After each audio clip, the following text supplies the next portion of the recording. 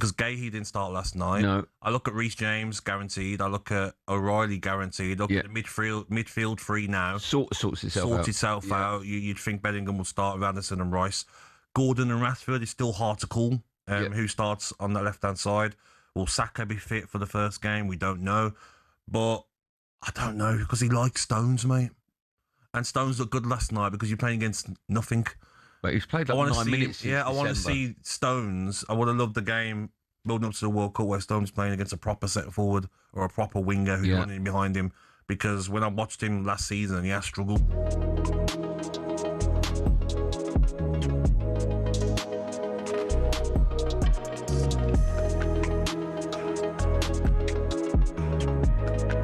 Talk Sport.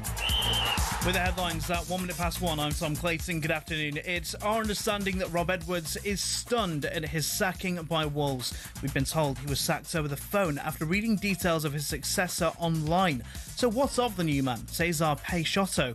Here's club legend Dave Edwards. It looks like it's an impressive one. He's got a good resume in Portugal. And last time they brought Nuno in the Championship, it really worked. Elsewhere, Celtic have confirmed the appointment of Martin O'Neill. He's been given the permanent job after winning the Scottish Premiership while interim boss. Staying with the old firm, and it's our understanding Danny Röhl is the subject of talk from RB Salzburg. Röhl doesn't have a release clause, so Rangers and Salzburg would have to agree a compensation package. Now, England have 60 more minutes of World Cup warm-up today. They'll face Miami FC behind closed doors. After that 3-0 win over Costa Rica last night, Steve Bruce has told us he's liking what he's seeing, especially Tuchel's use of old-school wingers like Anthony Gordon. People say it's a little bit old-fashioned. We don't see them anymore. Let's be fair. Anthony Gordon is a top player. That's why Barcelona have paid all this money for him. Quite a remarkable move for him. I'm delighted that he's done well. England's World Cup opener is next Wednesday against Croatia, live on talkSPORT. Scotland start their campaign against Haiti at 2 a.m. on Sunday. That's also live on talkSPORT if you're up. Now, it's suggested Man City's rivals could claim £100 million each if the club are found guilty of breaching financial rules. Man City deny any wrongdoing. This is after Everton were told to pay Burnley around £35 million in compensation over past PSR breaches. And Wimbledon prize money is up by 20% this year. The pot is now a record-breaking £64 million. Get more at talksport.com. talkSPORT News. The Defence Secretary has quit over his department's spending budget, and thousands of patients a day are being treated in corridors and cupboards. Sinead has more at past. talkSPORT weather with QuickFit. Keep spring journeys safe. Visit your local centre or quickfit.com to book your tyres, MOTs and servicing so you can drive away happy every time. Wet and windy as rain spreads eastwards. That will be heavy at times, but easing in the west. Feeling muggy under cloud cover. Get ready to get the ultimate football fan winning feeling with talkSPORT Win.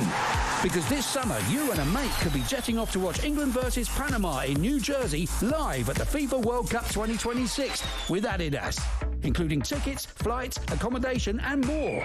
Go to talksport.com/win to enter now, and you could be soaking up the incredible atmosphere at the FIFA World Cup 2026. For the chance to win every football fan's trip of a lifetime, enter now at talksport.com/win.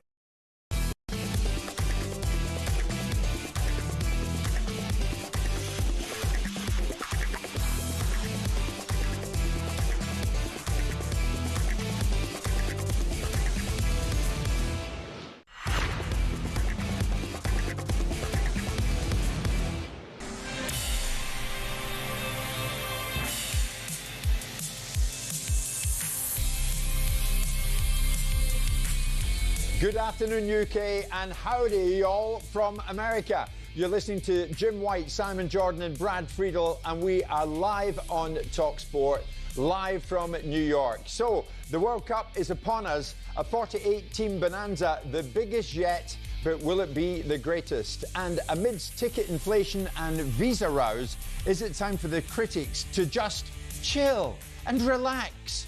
Meanwhile, has Rob Edwards been served his football comeuppance?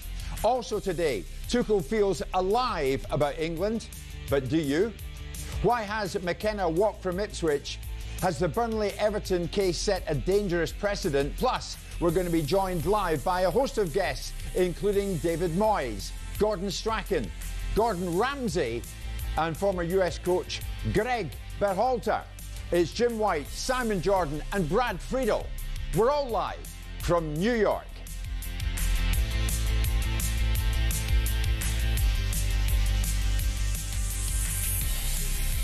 And that, ladies and gentlemen, if you're watching live on YouTube, is the New York skyline. And what a morning for us here in New York. It's got up to 25, 26 degrees already. It's hot and sticky. But as I said to Paul Hawksby previously, that's how we like it here at talkSPORT. An incredible setting for us here. talkSPORT has gone to town, literally. We are coming to you live from the 50th floor of the World Trade Center. The Hudson River is behind us with the Statue of Liberty and Brooklyn Bridge across the way. It's the eve. It's come around at last. It's a 2026 World Cup, a 48-team format, the biggest ever. But will it go down as the best? And he's made it. Alongside me here in New York, my sparring partner, Mr. Simon Jordan, is with me. Good morning. Morning. Nice Good to morning. be here. Nice setting, isn't it? Very nice. It's incredible. Now, you know New York. You lived here, I take it. You've lived everywhere. Lived here for 2 years, yes. Okay, okay. So you're familiar with the place. Is it nice to come back? Yeah. It wasn't the kindest town to me, but it's such an impressive place to come in. The weather is what it is, and we're going to walk around feeling very hot and uncomfortable for periods of time, but that's what it is. This is the biggest tournament in the world. This is what sport should be about, and all the background noise and the controversies that will rage, as they've done in the 2022 World Cup, the 2018, the 2014 and 2010, will all come to the fore. But what America does is scale. Yes. It might lack a little bit of taste every now and again, but scale is what we do, or what they do, should I say. And so I'm looking forward to this. You need to watch what you're saying. We have an American sitting to your left, Brad Friedel. 82 caps for the United States between 1992 and 2005. How are you, my friend? I'm very well, very well. Nice to see you. And Jim, we're not in Georgia, so don't say howdy, y'all. I was going to say that, yeah. Come on. Oh, howdy, y'all. It doesn't go down well here in New York, does it? Not in New York. All right, what should I say? How you doing? How are you doing? Stereotyping. Cultural appropriation. We've got one or two people working in here from New York. Hey, how are you doing? Apologies for howdy, y'all.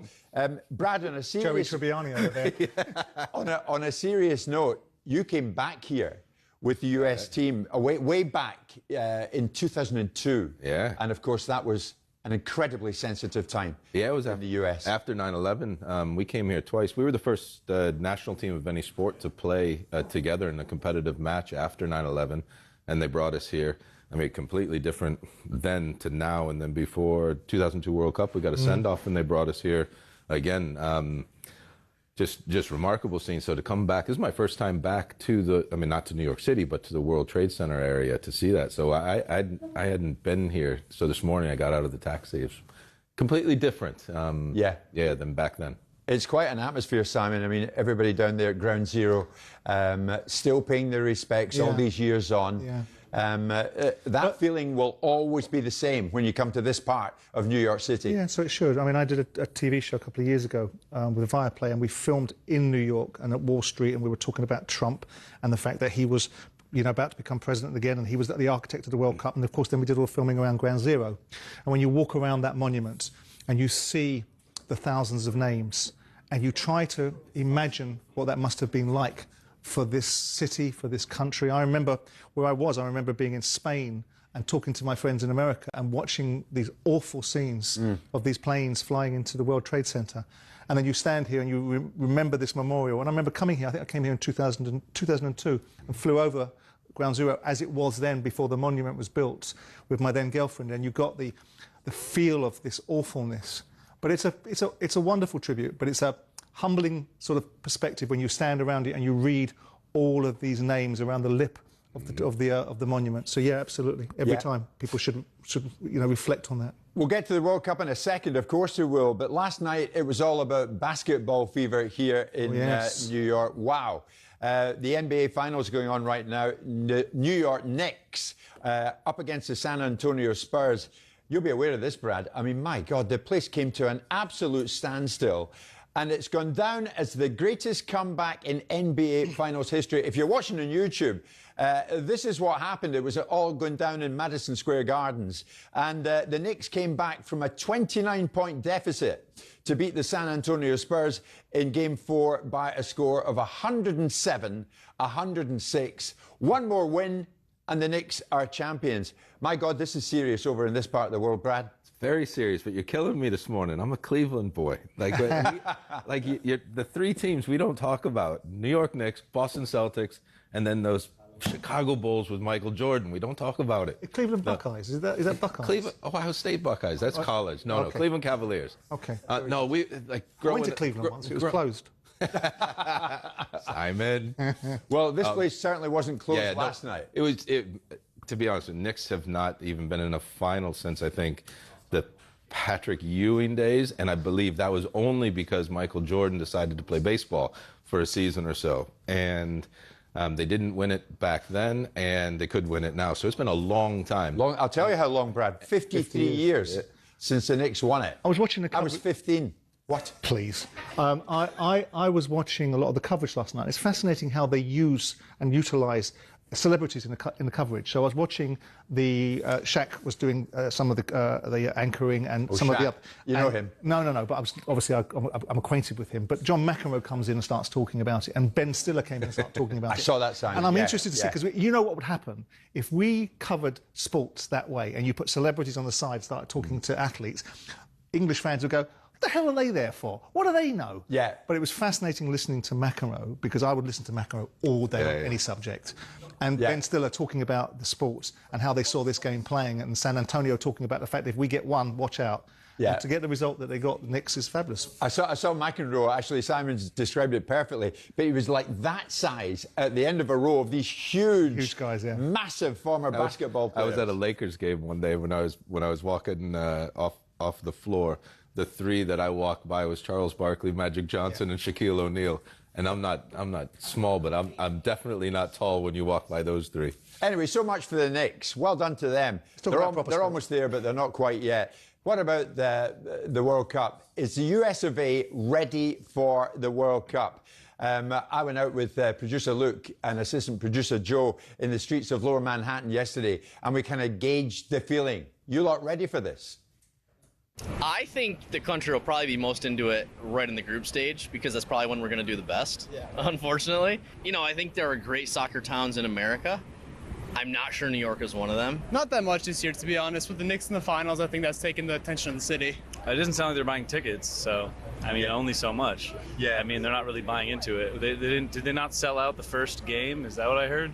I don't follow soccer that much, so no. And then as a person that lives here, it's going to be quite disruptive for us, so you know, but hey, should be a good event, hopefully. Yeah, I think it's at MetLife Stadium, so there's a lot of attraction there. You know, the Giants play there, the Jets play there, so there's going to be a lot of people flying in from overseas to check out the games for sure. Yeah. So it's the biggest World Cup ever. Might it be the best World Cup ever? I hope so. Yeah. I mean, right now it's just Knicks, you know, but we'll get to the World Cup when we get there. You gotta watch something. You gotta support everybody. Okay, and the USA are in it. Obviously, they're one of the host nations. But we ain't gonna win. No, who'll win it? More likely gonna be Spain. Yeah, probably. How's Birmingham, Alabama?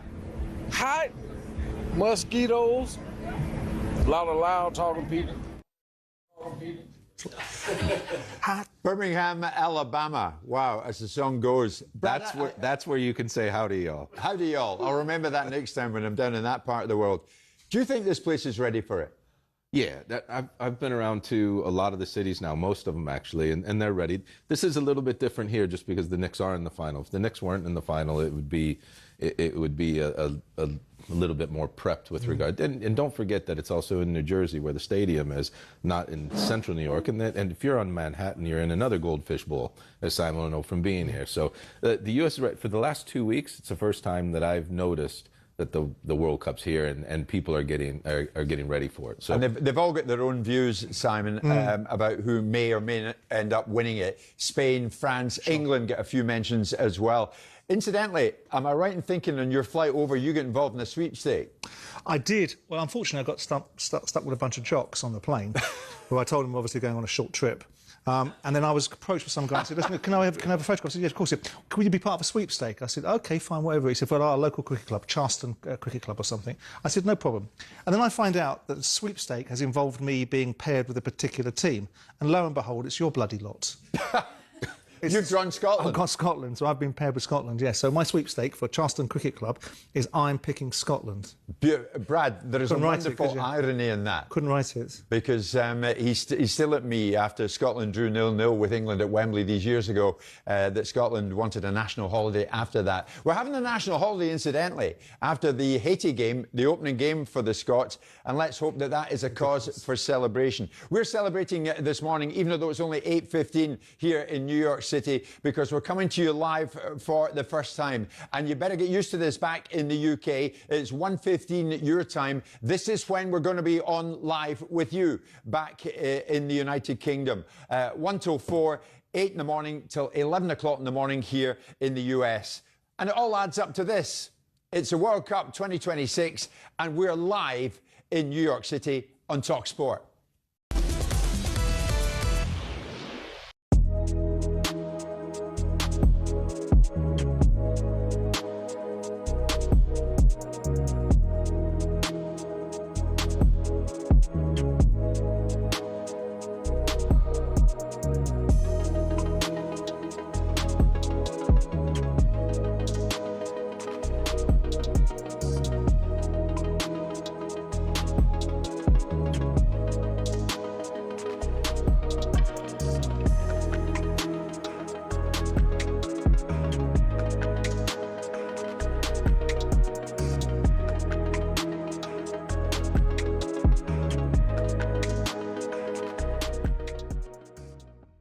We saw Anthony Gordon, quite old school, chalk on his boots, taking the fullback on the outside, which was good to see. It was refreshing, wasn't it? Absolutely refreshing. And I think the way Tuchel is, I think he'll play with two out-and-out wide players, and he looks for pace in a wide area.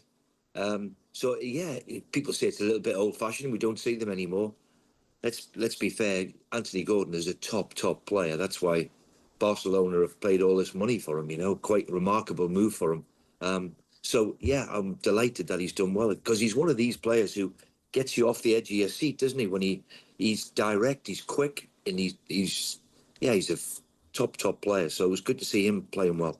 Steve, as a manager, what do you make of the way he's handled Bellingham? Because it looks like it might have worked. He played really well last night. Yeah. There has been this, is he in, is he out, is he the right bloke, is he as a team man? The doubts have been raised, haven't they? Jonathan Northcroft, the author, he's written a new book about, and Tuchel features in it, and he said Tuchel couldn't create jeopardy, Steve, because through the fixtures, because they were just too easy to win in qualifying. So he's kind of created a jeopardy by keeping all the players on their toes, by not saying, you're a nailed-on starter.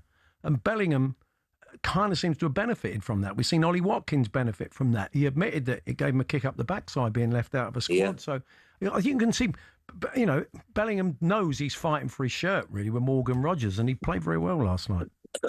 Well, look, I mean, he's an outstanding football player as well, isn't he, Bellingham?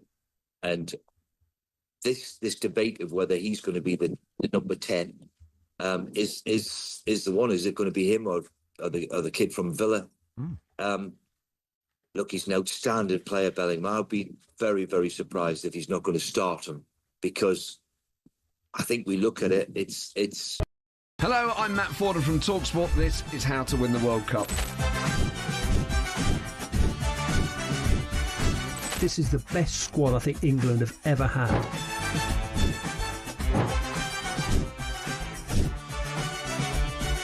He used to love America, now he doesn't. It's very sad. It was so important to succeed because of all the pressure we received. Don't jump for this one, I'm going to knock his head off. Warning, this podcast does not guarantee England will actually win anything.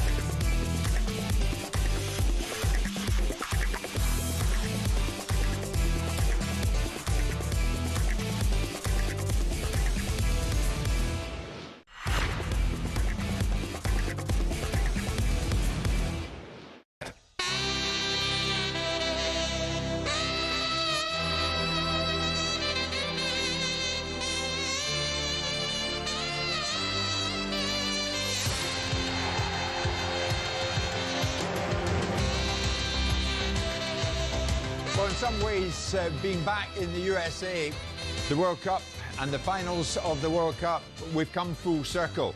The World Cup back on American soil as it was 32 years ago. The big question is, how does it differ today? And today, we're here again from the 50th floor of the World Trade Center. We look forward to World Cup 2026 back here on American soil. But way back then, on 1994 time, Bill Clinton was president. Brazil beat Italy on penalties in the final to win the tournament. They also knocked out the USA in the round of 16. And a certain Brad Friedel was in the United States squad. As a 23-year-old, he was an unused sub. What do you remember of those times, Brad? That was the problem, unused sub. No, completely different. The landscape of football here today is completely different than them. I put it in two categories because we had no infrastructure back then at all. We can talk about the development of players in a separate boat. I think if we, on a scale of 0 to 10, or 1 to 10 if you like, we were a 0-1 in 94. I think we're 8 and 9 right now on stadium structure, training facility, coaching education, like that. Now, what we probably need another 3 decades or so, generational turns, before kids are born, you know, in Harlem, in the Bronx, in Brooklyn, when they wake up and they want to be football players and not want to be NFL players. And Brad, the MLS was born out of that World Cup, wasn't it? Correct. So that was the huge legacy that the 94 World Cup started the league here. And then since then, we've had USL Championship and USL League One, and it's building. What this World Cup needs to give us, it needs to give us a media rights contract after for the league to sustain the league. Because right now, every single year, these owners are paying and there's really no way to make money on the football. They could make money on auxiliary businesses around with commercial enterprises in the stadium, but I hope that this generates more fans, more viewing figures, and more popularity among the sport, so then media companies come in and pay some more money for the leagues. And Simon, it was a different time and different World Cup qualifiers. No England at that time. That's right, yeah. And now they come here with high hopes. We'll get to that. I know we've talked a lot back in the UK about ticket prices out here.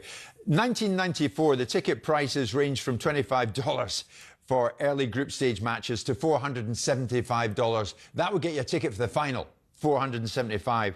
This time around, tickets range from $140 to $1,500, and tickets for the final have been listed at $10,000. But you think there's a bit of media frenzy around the ticket price situation, I think it is what it is. I mean, everything evolves, and I understand the argument, and I concur with the argument that once upon a time this game was about ensuring that everybody could watch it. We saw people when football was curated and created in our country, you know, that it was about the factories turning out and everyone had a rattle. But it's moved on from there. And now football is business, and it's about money, it's about finance. And you might not like it, but unfortunately it's the reality of it.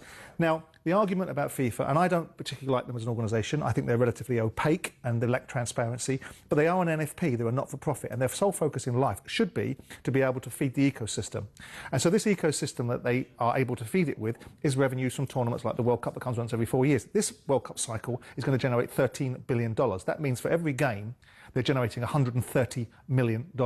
That should go back into the ecosystem. One of the things that Wenger said to me when I went and saw him in Switzerland a couple of years ago was about the World Cup and how it can be utilising the funds to be able to develop these far-flung countries that have got talent pools to be able to provide a better roster of players around the world. So the best players don't always end up at one football club because they've got the ability to buy them. There's a better proliferation, more opportunities. That in turn can create a situation where perhaps the cost implication of players becomes reduced. And if the cost implication of players becomes reduced in terms of transfer fees, you might find, in my idealistic little soliloquy, that it reaches itself into football and the cost implication of football, whether it be from broadcasters charging what they charge for the price of their broadcasting costs, or it be ticket prices.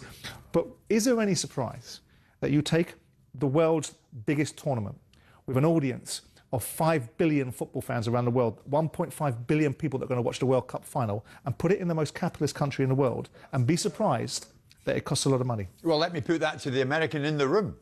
This is a capitalistic country. Of course it is, Brad. And at the end of the day, if this man to my left would always say, Simon, that if people are prepared to pay the price, no matter what that price is, then hey-ho, get on with it. I agree with actually everything that he just said. The one anecdote to that is in the United States, it is legal to sell and resell and sell and resell your tickets. So all these sites, as Todd Bowley knows. So what? So what you will see as the tournament gets closer on certain match days that aren't sold out, you will see the prices go way down till they hit that trigger point where people start buying. Then they'll go up again. Then they might go down again, and that's where you will see the stadiums at least 3/4 full or full for even some smaller games, because people are going to want to come and see a World Cup match. Brad, the 94 tournament was also a tournament of firsts when I think of it, and it just strikes me here with you with us here in New York. Goalkeepers, after a deliberate back pass rule came in, goalkeepers were no longer allowed to pick up deliberate back passes. I mean, it all changed, didn't it? An evolutionary change for goalkeepers. When was the first official game for that? Go on. It's a little trivia for you. I played in it. The Olympics, 1992, against Italy at Camp Nou. Wow. And how did you cope with it? Very poorly. It was different. I mean, I was born and raised on picking the ball up from a back pass. But how did you prepare for it? I mean, it was a sea change in the way that you had to operate. Was there a big regime of thinking? Because goalkeeping coaches became a revolution slightly in the early 2000s, didn't they? At first, that's a great question. At first, our goalkeeping coach was just working on when the ball came back, hit it, you know, just clear it. And I think the 2002 World Cup, if you look back, was the very first World Cup where the goalkeeper started to be the extra link to attacking football, and the distribution and the side volley, the half volley, the low clips, the passes into midfield. That's when it really started. But that was the best rule. I think the single best rule change in football, in the history of football. It sped up the game. It created different types of tactics for coaches. It created cultural differences again, where people would have to compete against other teams. I thought it was a brilliant change. But it was a double whammy, wasn't it? Because not only did you have this situation where you had to make goalkeepers play in a different way, and the game couldn't be brought down to a level of almost immobility at times. You put 3 points into the equation, so people had to start winning games, and they had to start attacking in a different way and starting to get outcomes rather than playing for points, because all of a sudden 3 points made a big difference. So you had this double whammy. You had this cultural change for goalkeepers in a World Cup and a 3-point outcome. So all of that would have made a massive difference, wouldn't it? Yeah, far more attacking, and which is what you want. And we got drawn against back then Colombia, Switzerland, and Romania. Pablo Escobar's team. It was. Yeah. It absolutely was. Yeah. Well, that was then, and this is now. And right now, we are coming to you live on talkSPORT from New York. As I always say back home, we're also live on YouTube. So wherever you want to watch the show, even Prime Video, Samsung TV, Roku, Rakuten, you can find the show live. And I would strongly advise you to do that, to watch it as well as listen to it, because the view here this morning, as it will be every morning from the 50th floor of the World Trade Center, is absolutely breathtaking.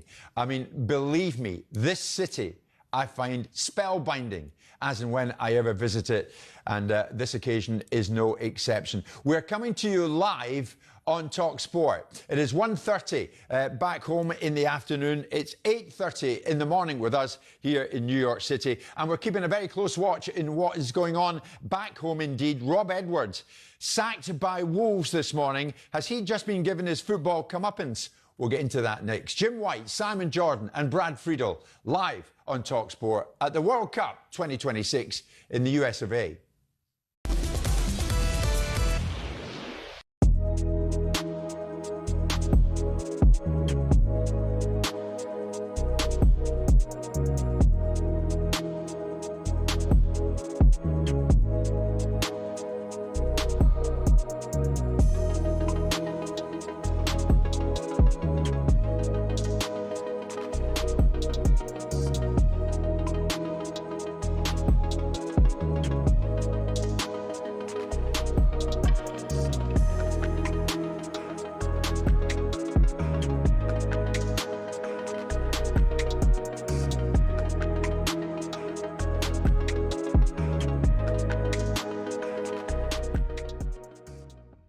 He left a good job at Borough because he loves Wolves, played there, wanted to try and keep them up, even though it was looking pretty difficult. So it's quite a shoddy way to get rid of a manager, from to hear a few rumours, go online, then have to ring the club to find out if it's true or not. Yeah, totally. You know, it's ridiculous, really, and definitely out of the blue. And I think if you speak to anyone, that's either been at the club or been watching, you can see what he's done since he's come to that club. I spoke about it when he first went there. His man management skills, the togetherness that he's got with that group of players. And what I find incredible is that they've had this plan. They knew really for a long time that the situation they were in and they were going to get relegated. And he's built this team. He's then played a really good style. They played some really good games. Yes, results probably weren't as they should be. But then towards the end, he's then whittled it down and he's looked at players that he's probably thought, yeah, these will do for me next year. These won't. They've had all of this time to plan because they knew the situation. And then the players that they've already signed, and like Andre, who's re-signed, signed a new deal, he talks about Rob Edwards as being a integral part of that. And then they release the interview with Kieran Trippier yesterday about how instrumental Rob was when he had other clubs that were interested. So then you have this bombshell that happens the next day when Rob's been sacked. It's absolutely incredible. Have they explained themselves, Fossen? Have they said why they've decided to do this? Is it the same sort of statement you normally get, or have they explained why? Thanking him and all that. Well, no, I haven't seen one, to be honest. And the thing that I suppose I'm looking at and thinking, well, if you've sacked Rob, you've obviously planned who's coming in, and that will be announced, because otherwise you've had so much time to. We understand Rob Edwards was sacked by Wolves over the phone after reading speculation about his successor online. It's understood he played a key role in new contracts and signings for several players already this summer. Club legend Dave Edwards says the whole thing's a bit odd. I think everyone thought, from a Wolves perspective, that we were heading in a direction which was going to involve Rob, and everyone was starting to become really excited for next season. So I think it's just a massive shock. It's reported Portuguese coach Cesar Peixoto is lined up to take over at Wolves. Now, England have 60 more minutes of football today to prepare for the World Cup. They'll face Miami FC in a truncated behind closed doors game. The only issue, as England breezed past Costa Rica 3-0 in last night's warm-up game, who takes the penalties? It was a bit of a mix-up because all of the substitutions, and we should have put it in. We should have put it in writing on the walls. Was our mistake. England's first group game against Croatia is live on talkSPORT next Wednesday, while Scotland get going against Haiti early on Sunday morning.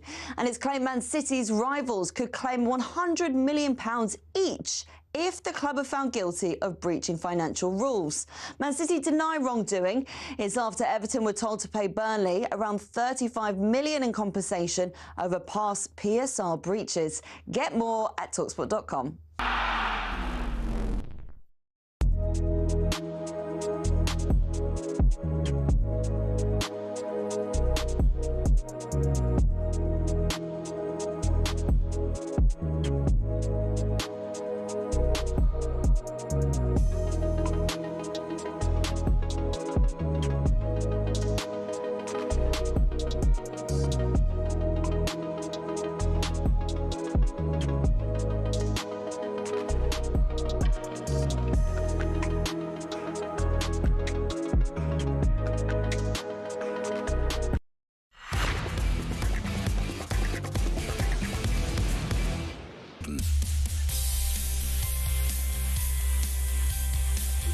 Hi everybody, 1:30 at home in the UK. It is 8:30 here in New York in the United States, and you're listening to Jim White and Simon Jordan live on talkSPORT in partnership with Tool Station. First stop, Tool Station. And if you're watching on YouTube, I think you'll agree, the view behind me is absolutely breathtaking. We're coming to you live from the 50th floor of the World Trade Center. The Hudson River right behind us. Do you know when he did that opening little segue of "Hi, you all"? I felt like Ned Beatty out of Deliverance. I got all nervous and a bit uncomfortable. That's a film. Brad, I'm glad you pointed that out to me on day one, though. That "Howdy y'all" isn't really what they want to hear in New York. It's "How are you doing?" And I'll get into that much more as we go. Hey, you know, when we're done with the show, when we're done with the show, we're just going to go and we're going to do a little linguist test, and then we're going to teach you how to do it, because I don't think you want to say what you just said either. All right. In America, how we speak English with Brad Friedel and Jim White. Join us for that every morning on talkSPORT. Brad, thank you very much for your linguistic coaching. We are live this morning from New York, live back in the UK. As I say, it has just gone 1:30 with you all back in the UK. A lot going on back in the UK, of course, and we're right across the lot. We mentioned earlier that Martin O'Neill has been installed at Celtic. Just in the passing, you pleased for him? 1 year deal, Simon? Yeah, I think that's right. I think Martin, the only person that would have talked him out of that circumstance is Martin. So I think probably Martin would do a 1 with a rolling year. Yeah. So that puts him in a situation where he can see how he feels in a year's time. I don't even know why it was a conversation. I don't even know why it was a debate about whether Martin O'Neill should stay in place. I think it's the least they could have offered him. I hope they've remunerated him properly, and I hope that he continues to build on his legacy, because I like him. Now, obviously, I don't know where you sat on it. I think I know where you sat on it. Nobody wanted Celtic to win besides Celtic fans, because we wanted Hearts to win. Well, that would have been the story, yeah. Yeah. But the Celtic story was a great one, too. Martin did his job. Yeah. I mean, he did his job. He went in there and he galvanised Celtic. And so the discussion about whether Martin O'Neill should be given a new contract perplexed me. Besides the fact he kept on telling everyone how bloody knackered he was. Actually, Brad Friedel is with us, as he will be here in New York. Brad, whatever happened to Wilfred Nancy? Do we know? He came back here with his tail between his legs, having been a major flop in his short time in charge at Celtic. I'll tell you, it very similar. I came over here and I was the head coach of New England Revolution. I found it very difficult to go from the professionalism of the Premier League this way. I couldn't wrap my head around it. I was too stubborn to stay in my own professionalism. I wouldn't adapt to where the level of MLS was. Steve Nicol was there for a while as well, wasn't he? Yeah, he was there before, and then Jay Heaps and then myself. And Paul Mariner as well. I think what Wilfred did, he adapted to the US culture and he went over there. When you go to a club like Celtic and you hear his first interview, I don't care about the results, it's how we play. No. Results matter, and the fans will actually put up with you playing poorly if you're winning the matches for a certain amount of time. So I think he found that change going to that type of club very, very difficult. Yeah. With Martin, I played for Martin for 2 years at Villa. He's the boss. He knows what he's doing. When I first got there, it was the first time I had met him and knew him other than playing against him. He's quirky in how he runs the club, but then there's always a moment when a manager really sets that I'm the boss. And we had a meeting one day, and he knew everything that was going around the training ground. He knew what John Carew had done 2 months ago in there, and he had known what Gabby Bonlauer was doing. He knew how to get the best out of Gabby. What Gabby was doing was eating. Yeah, but look back in Gabby's career. When did he play the best? Under Martin O'Neill. Right. Yeah. Like Martin knew how to manage certain people. Ashley Young, best he was playing. James Milner, brilliant. Gareth Barry, brilliant. Like we had good players there. So Martin, I'm not surprised that he went in and he did what he did at Celtic. Me either. Well, it's great news for him. I wish him. And I wish him all. I mean, we do wish him absolutely. well. I mean, there's a couple of times in the studio I thought he was going a bit senile, but notwithstanding that, I think he's back in his common area, so he'll be great. Martin will be great. Without seeing it, I'm sure he had words for you too. Martin, we're still talking about you, mate. If you're listening back in the UK, and congratulations. It's a 1 year contract at Celtic with the option of another year. So Martin, in employment, as he should be, because he's a darn good manager. Rob Edwards out of a job. Wolves have sacked their head coach Rob Edwards after just 7 months following their relegation from the Premier League. And when you cast your mind back, Simon, you laid into him to quite a degree, because Steve Gibson at Middlesbrough had given him his opportunity. Yes. And then he said thanks, but no thanks. And in your view, his head was turned when Wolves came a-calling. And now he's out of a job. Careful what you wish for, huh? They reportedly agreed a deal in principle to appoint Gil Vicente, boss, as their new head coach. It's understood Edwards was instrumental in Wolves signing Kieran Trippier and bringing back Raul Jimenez. That said, they've binned him. Yeah, I mean, look, he's instrumental in signing players that are sensible signings. I mean, Trippier is a decent player. Going down to the Championship will be good for the dressing room. Jimenez probably the same, albeit he's not the same player since he had that head injury. But notwithstanding that, he will do at that level. It's difficult for me to have any empathy, because these managers have got to grow up and understand that sometimes the grass isn't always greener. Sometimes having having a bit of loyalty and a bit of substance about you. And I know you're going to say owners don't, but when owners fire you, it's the last thing they want to do. Because firing a manager is A, an admission of failure, and B, it costs you. And then C, you've got to recruit and reboot. So you don't want to do it. It's the last thing you want to do. Whereas managers dropping out of a situation where they've been for 5 months to go to somewhere they think is better for them is a completely different commodity. And it shows those that they work for, or might work for in the future, a certain trait. So he's learned something. In the same way that Maresca will never have an outburst in a press conference in the way that he did at Chelsea, he will have learned something from this because he bombed Middlesbrough, because it suited him to go to his spiritual home, right? And now he's been drop-kicked out of that. And now he's looking at his reputation thinking, where do I go now? He's a League One manager. I mean, after the way Simon's explained it, and he's right on the money, do you have any sympathy for Rob Edwards? I don't have a lot of sympathy for many people in football. I mean, like, you're in my game. Like, I mean, it's, he'll love you for like, that, Brad. Listen, as a head coach, when you go and you sign your contract, you're just a day closer to losing your job. Like, really, unless you somehow, some way become Sir Alex Ferguson or something like that. Guardiola, or Pep. It was a very strange decision to leave.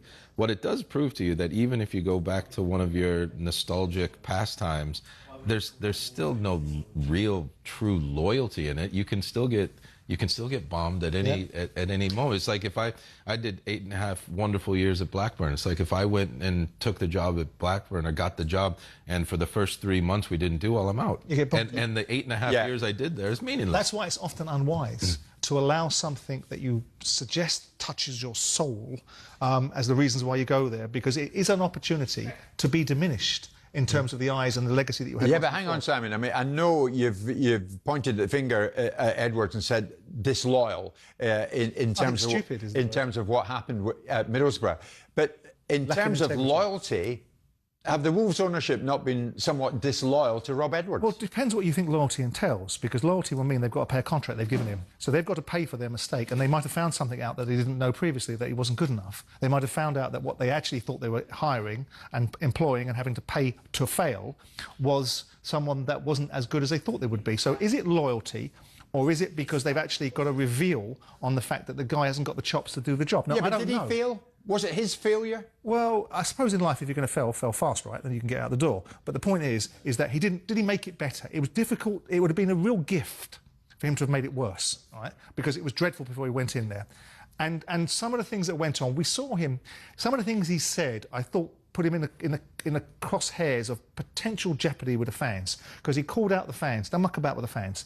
Earn the right to muck about with the fans. Earn the right to call out the fans and how they behave and if they're booing the team and so on and so forth. You can't do that because you kicked a few balls back for them a few years before and you're managing the team for now. So I think there's a whole raft of things. But obviously the owners are looking at it and going, we think we can get out of the Championship with someone else better than you.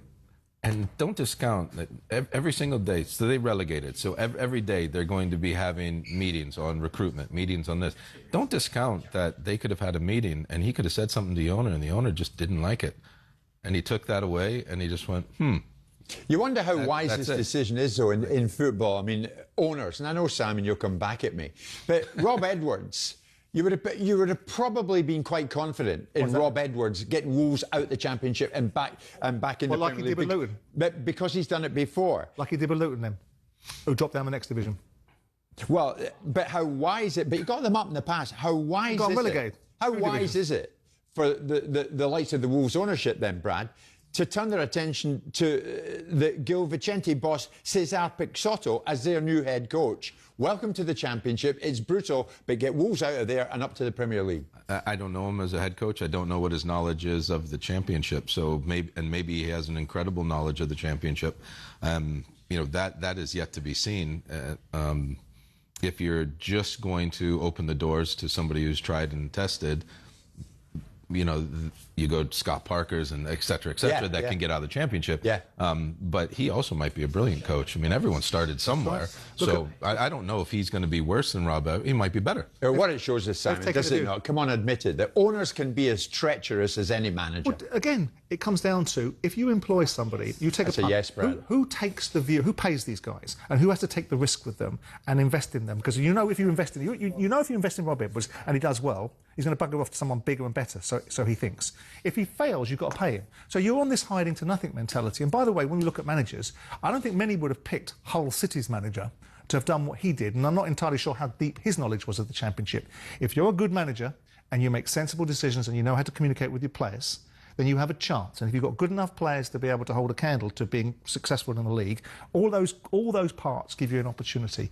So they've taken a view, and it's a view that it doesn't come without consequence. When Rob Edwards, XYZ, or Steve Bruce back in my day, leaves a Crystal Palace or leaves a Middlesbrough, it's because he sees a better opportunity for himself. But in the meantime, what he's done is probably come back and got his backroom staff, probably come back and get the players that you bought for him, and unsettled everything. So there is a different dynamic. I do get the point that you're trying to make, but when owner fires a manager, he has to pay for it. When a manager decides, oh, it's a bigger and better opportunity for me, the owner still pays for it. So which way does it work for the owner in hiring and firing managers? Because the only way it works is when they achieve what you bring them in for, which he didn't do with Wolves, and clearly he didn't give them the confidence to suggest that actually staying in the Championship where no one wants to be if you've been in the Premier League is going to be something that Rob Edwards is going to avoid. Okay, these poor owners, your heart goes out to them. Indeed. Does it not, Brad? Indeed, thank you. Poor owners in football. Thank you. They've got so much to contend I'm glad you with. appreciate that. It's a good answer by Simon, to be fair, Jim. Brad, you know, so you're annoying me. But my American linguistic knowledge. If you, but also you're siding with Simon. No, but if you listen to it again, it's a pretty good argument on it. All right. Listen, so once was enough. So you're asking my opinion. As you you're doing earlier here in the US, Brad. You're getting on side with Jordan. No, you've decided this is the best route to go. I'm going to get on side with what my opinion also matches with. Good man. I don't like howdy y'all, and I didn't find that answer. Love it. We're live from New York, and you're listening to Jim White, Simon Jordan, and Brad Friedel on talkSPORT in partnership with Tool Station. First stop, Tool Station. It is 10 to 2 back in the UK, coming up to 10 to 9 with us here in New York City.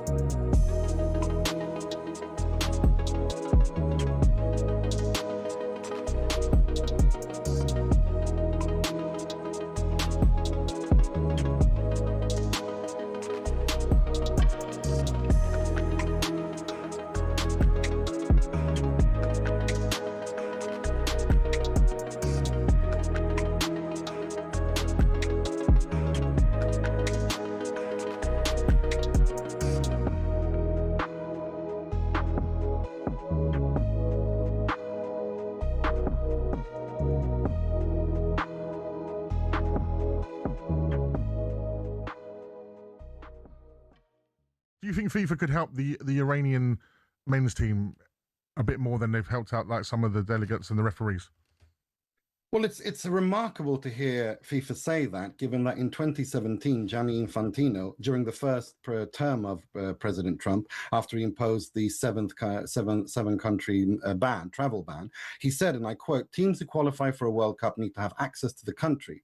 Otherwise, there is no World Cup. That's obvious." We're now in the process of defining the bid requirements in the world. There are many countries who have bans, travel bans, visa requirements, and so on and so forth. It's obvious when it comes to FIFA competitions, any team, including the supporters and officials of that team who qualify for a World Cup need to have access to the country, otherwise there is no World Cup.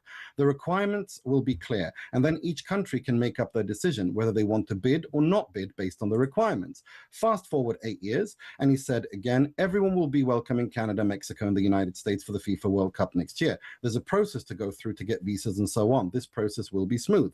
Well, that clearly is not true. None of that was true, and he was lying all along, because now we're in a situation where, you know, the United States, the UK, Iran, Sweden, any country decides their policy when it comes to immigration. That's true. However, every country does not have a legal, moral, or divine right to host a World Cup. That is a privilege. And in order to host and keep that privilege, you have to fill certain requirements. It's clear that the United States, from 2017 till today, even back then when it was during the bidding process, had no intention to maintain, to keep these requirements. So this is all on FIFA. They're the ones who've been turning a blind eye to all of this. And now, I'm sorry, but the buck stops with him and their organization, because they're the hosts. They knew what was going to happen. And now the proverbial Get ready to get the ultimate football fan winning feeling with talkSPORT Win.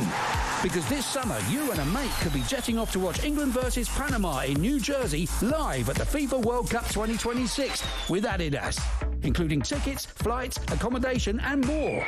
Go to talksport.com/win to enter now, and you could be soaking up the incredible atmosphere at the FIFA World Cup 2026. For the chance to win every football fan's trip of a lifetime, enter now at talksport.com/win.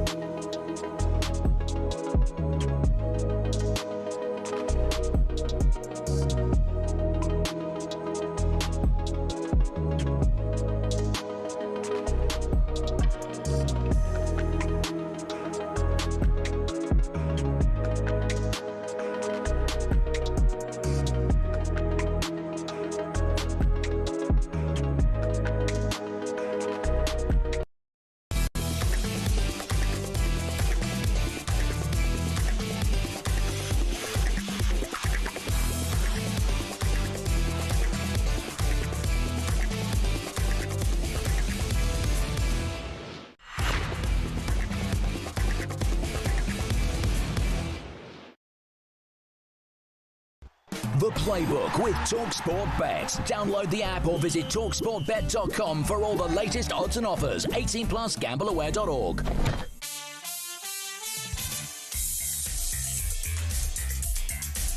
Now then, here in New York, and for you all back in the UK, time to look ahead to the day with talkSPORT Bet and their ambassador, Ryan Douglas, who is with us here in New York City. Ryan, good morning to you, as it is morning, 5 to 9 in the morning. It's good afternoon back home. What do you make of this setup that we've got here for talkSPORT? Well, first things first, howdy y'all. Good to see you all. Howdy y'all. What is going on? Hey. Sorry, Brad. Yeah. Do you know what? It's amazing. It's such a good setup. I'm trying not to look over my shoulder too much and be distracted by the view. It is absolutely phenomenal, isn't it? It's so nice. It's amazing. Great to have you with us, talkSPORT Bet, throughout the tournament. Why don't we kick off with England? What are you thinking? Yeah, some good England chat. I actually want to have a bit of fun with you. We did a World Cup preview on talkSPORT Bet. I sat down with the Stuart Pearce. I know he's a friend of the show, definitely a friend of talkSPORT. I asked him directly, what is your prediction? How do you think England are going to get on? He said that Harry Kane is going to be England's top goal scorer, but they're going to crash out in the semis. I thought he said maybe the final, but no, it's the semi-final. We've boosted that at 15-2, so that's the price, that exact prediction. England out in the semis. Harry Kane to be the top goal scorer for England, but I wanted to throw over to you guys. Maybe yourself, Brad. Do you think England nearly men? Is that the way you're going to look at that still? No, I'm going to stand by my prediction. I said it about 6 months ago. I think this is England's tournament to win. Oh, my gosh. Yeah. Well, the third in the betting at the moment. And this is my logic. And they got the best number 9 in the world right now. I was never like a big, massive fan of Jordan Pickford, and he's won me over the last 3 or 4 seasons. I think the central defense is very, very solid. I think the 2 central midfielders that they play, Anderson and Declan Rice, are excellent. I think they have a lot of athleticism, a lot of dynamic players. Personally, I would have liked to see Cole Palmer have a better season and maybe be included in the squad. I think he is a wonderful talent, but I think they have the makings of a really good opportunity to win. They have 2 huge hurdles for me in this tournament. One is if they go on the path and have to play at Estadio Azteca, Mexico City. Yeah. Very, very difficult in the elements there. And after that, if they get through that, they have to recover this, that, and the other. They could be playing a semifinal in the Heat in Miami. And those are two big hurdles to overcome. But I like them. I think France probably has overall a better squad. I think Spain probably overall is a better squad. But in World Cups, the best squad doesn't always. So come on, then. You going with Brad? I'm with Brad. I think ultimately for me, watching England is a scenario where I'm watching Tuchel and decisions that Tuchel will make. If we get the same opportunities we've had in previous tournaments, I think he'll take them better. I think if we can keep the ball well. And I think a big part of playing in these sort of climates is keeping the ball well. If we can play a possession-based game at certain times, I think we will negate the need of draining certain aspects of playing in stadiums like the Aztec Stadium, where we may come up against the Mexicans. I think it's a difficult one. I think that I don't mind us not winning this tournament. Oh, that's nice. I don't mind us not winning it as long as we beat or we lose in a game where we take the opposition to a point where we've not taken them before. So, for example, the French in the quarterfinals of Qatar, in that moment in the game when we've got the French on the rack, we needed to take a change of direction, be a bit braver and bolder. And I think Tuchel would make those decisions. So I think if we get a little bit... But you don't mind if England don't win it? No, if we were... So you're giving Thomas a free pass, but you're always laying into Gareth? So, for example, if we were to go out against the French... If we were to play the French in the semi-finals or the final, and we were to draw game 2-2 and they beat us on penalties, I would look at that and go, well, you know what? That's a moment in time and I'm not too unhappy with it. But if we get a situation where we don't turn up in games and we don't perform and we don't play front foot football like we didn't in the Euros under Gareth, like we didn't against the Croatians in the second half in the World Cup semi-final, like we didn't against the French in the quarterfinals, like we didn't when the Italians poured onto us and we didn't change the direction of travel. If we do those things and somehow out of the ether some luck turns against us, I'm going to live with that result. But I think England, with a little bit of luck, can win this tournament. OK, you did ask, Ryan. Let's move it along. That's your time now, get off. Player of tournament, and Brad, are we interested? Golden Glove, what are you thinking? Yeah, absolutely. Actually, a bit of an affinity maybe for Simon Jordan. It's Michael Elise who is the favourite at the moment to be the player of the tournament at the World Cup. I think a few people would have looked at Mbappe, maybe Harry Kane. They're joint in the betting second, though, at 8-1. Where is he? Anywhere? No, well, he's nowhere in the top 10. Nowhere in the top 10. You should put him in the top 10. Oh, really? Really? You fancy him, dear? Over the likes of Lamine Yamal, Lionel Messi at 12-1, Shirky? I just said what I said.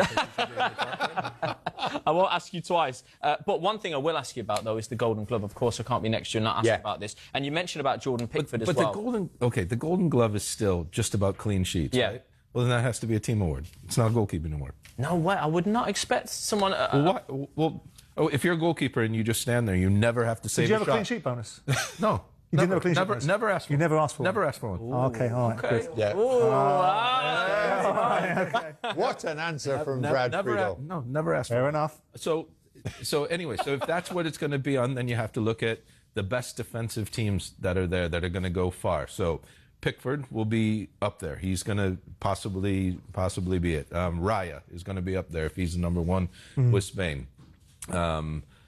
France, I don't know about clean sheet because they play so open. Maybe, Well, Minion's third in the betting at 6-1. Pickford, just going back to, because I know you mentioned him earlier, he's 7-1. He's fifth in the betting technically. Yeah, so the better teams, is Baumann or Neuer going to play? Like the German goalkeeper, if they go far, they're going to be in there. But clean sheets is a team award. All right. So you have to look at... Brad, calm down. We spent too much time on goalkeepers already. You've got to go into... Who cares about the goalkeeper? You've got to go into the types of shots that are going to be taken against the goalkeeper and the ones that makes crucial saves, the ones that makes the saves that then the team goes on and scores and wins. Right. Those are the best goalkeepers of the tournament. Brad, thanks for that. Up the important end, the goal-scoring end, what are you thinking, Ryan? Well, for England specifically, it doesn't Now, this is boring. It's only 9 o'clock in the morning here. It doesn't make for great reading because Harry Kane's obviously out in front as a favourite to be the England goal scorer at 2-5. But then it's Bukayo Saka. It tails off at 8-1. Second in the betting is 8-1. So I mean the odds indicate, which we know as well, if it's not Harry Kane, it's not going to be anybody. So that doesn't make for great reading. If Harry Kane picks up a knock, where do the goals come from? Saka at 8-1, then Bellingham at 12-1, Morgan Rogers 14, and Ollie Watkins, the other striker, is 16-1. So it doesn't make for great reading, that one. Listen, just before you leave us, for talkSPORT Bet customers, what kind of offer can you give them? Yeah, of course. Well, I mean, we're here now in the White and Jordan universe. We're not at the sports bar no more. It's none of that the violins and the quacking and the babies crying. This is serious business. So we want serious offers. So you can get welcome offer, new customers. England 30-1 to top the group. So that's quite good to top the group 30-1. But another thing is, not just for new customers, for every customer, you get a 30% boost token every day to get 30% extra on your winnings on the bets that you place. So one boost token of 30% every single day for talkSPORT Bet customers. If you're not on it and you don't know, get to know. God, you're so kind, you people at talkSPORT Bet. Ryan Douglas, thank you very much indeed. We're going to get to know Ryan out here in the US of A during the tournament. Of that, there is no doubt. And that was a look at the latest odds, thanks to talkSPORT Bet. 18+, gambleaware.org. The Playbook with talkSPORT Bet. Download the app or visit talksportbet.com to see all our latest sign-up offers. 18+, gambleaware.org.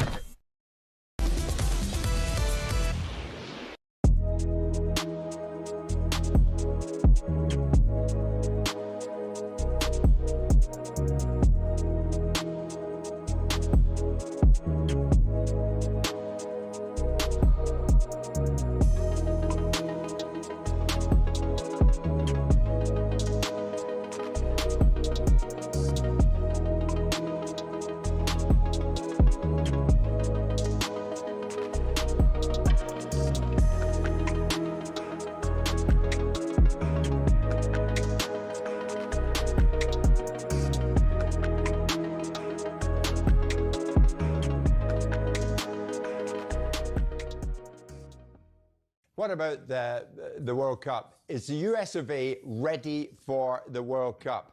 I went out with producer Luke and assistant producer Joe in the streets of Lower Manhattan yesterday, and we kind of gauged the feeling. You lot ready for this? I think the country will probably be most into it right in the group stage, because that's probably when we're going to do the best, unfortunately. You know, I think there are great soccer towns in America. I'm not sure New York is one of them. Not that much this year, to be honest. With the Knicks in the finals, I think that's taken the attention of the city. It doesn't sound like they're buying tickets, so I mean, only so much. Yeah. I mean, they're not really buying into it. Did they not sell out the first game? Is that what I heard? I don't follow soccer that much, so no. And then as a person that lives here, it's going to be quite disruptive for us. So, you know, but hey, should be a good event, hopefully. Yeah, I think it's at MetLife Stadium, so there's a lot of attraction there. You know, the Giants play there, the Jets play there, so there's going to be a lot of people flying in from overseas to check out the games for sure. Yeah. So it's the biggest World Cup ever. Might it be the best World Cup ever? I hope so. Yeah. I mean, right now it's just Knicks, you know, but we'll get to the World Cup when we get there. Gotta watch something. Gotta support everybody. Okay, and the USA are in it. Obviously, they're one of the host nations. But we ain't gonna win. No? Who'll win it? More likely gonna be Spain. Yeah, probably. How's Birmingham, Alabama? Hot, mosquitoes, a lot of loud talking people. Birmingham, Alabama. Wow, as the song goes. That's where you can say howdy, y'all. Howdy, y'all. I'll remember that next time when I'm down in that part of the world. Do you think this place is ready for it? Yeah, I've been around to a lot of...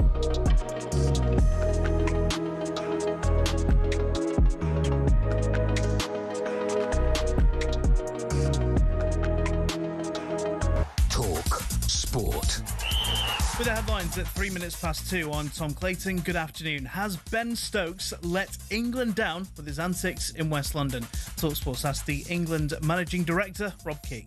I think one of the reasons why Ben Stokes is such a good leader is because he has a huge amount of empathy. So whenever anything happens, even if it wasn't involving him, he always feels it. And I can only imagine that with this situation, he feels the same with this. He's also told us now is not the time to review his captaincy. You can watch the full interview on the talkSPORT Cricket YouTube channel. Stokes and Atkinson have been dropped for the second test against New Zealand. Jofra Archer is back in.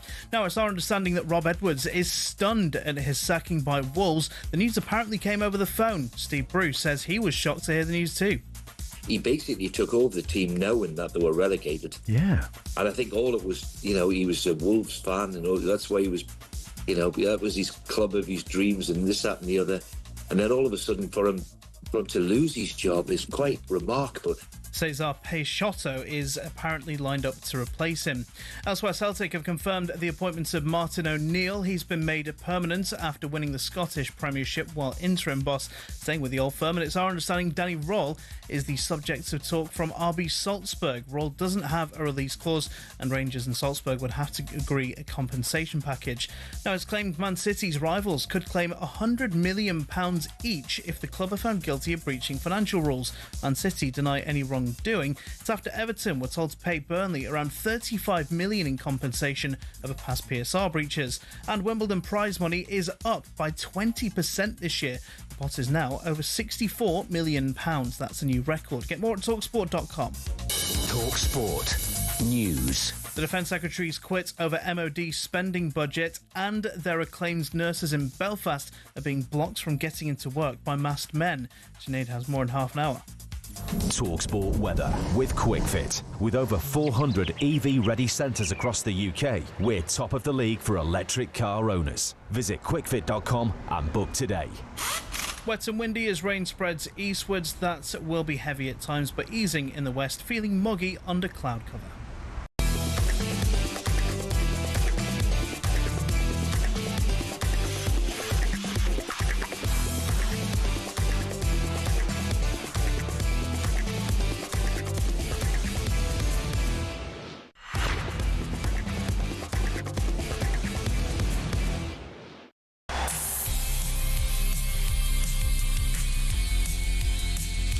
Good afternoon, everybody. 5 minutes past 2 at home in the UK. Here in the United States, in New York City, to be more precise, it is just gone 9 o'clock.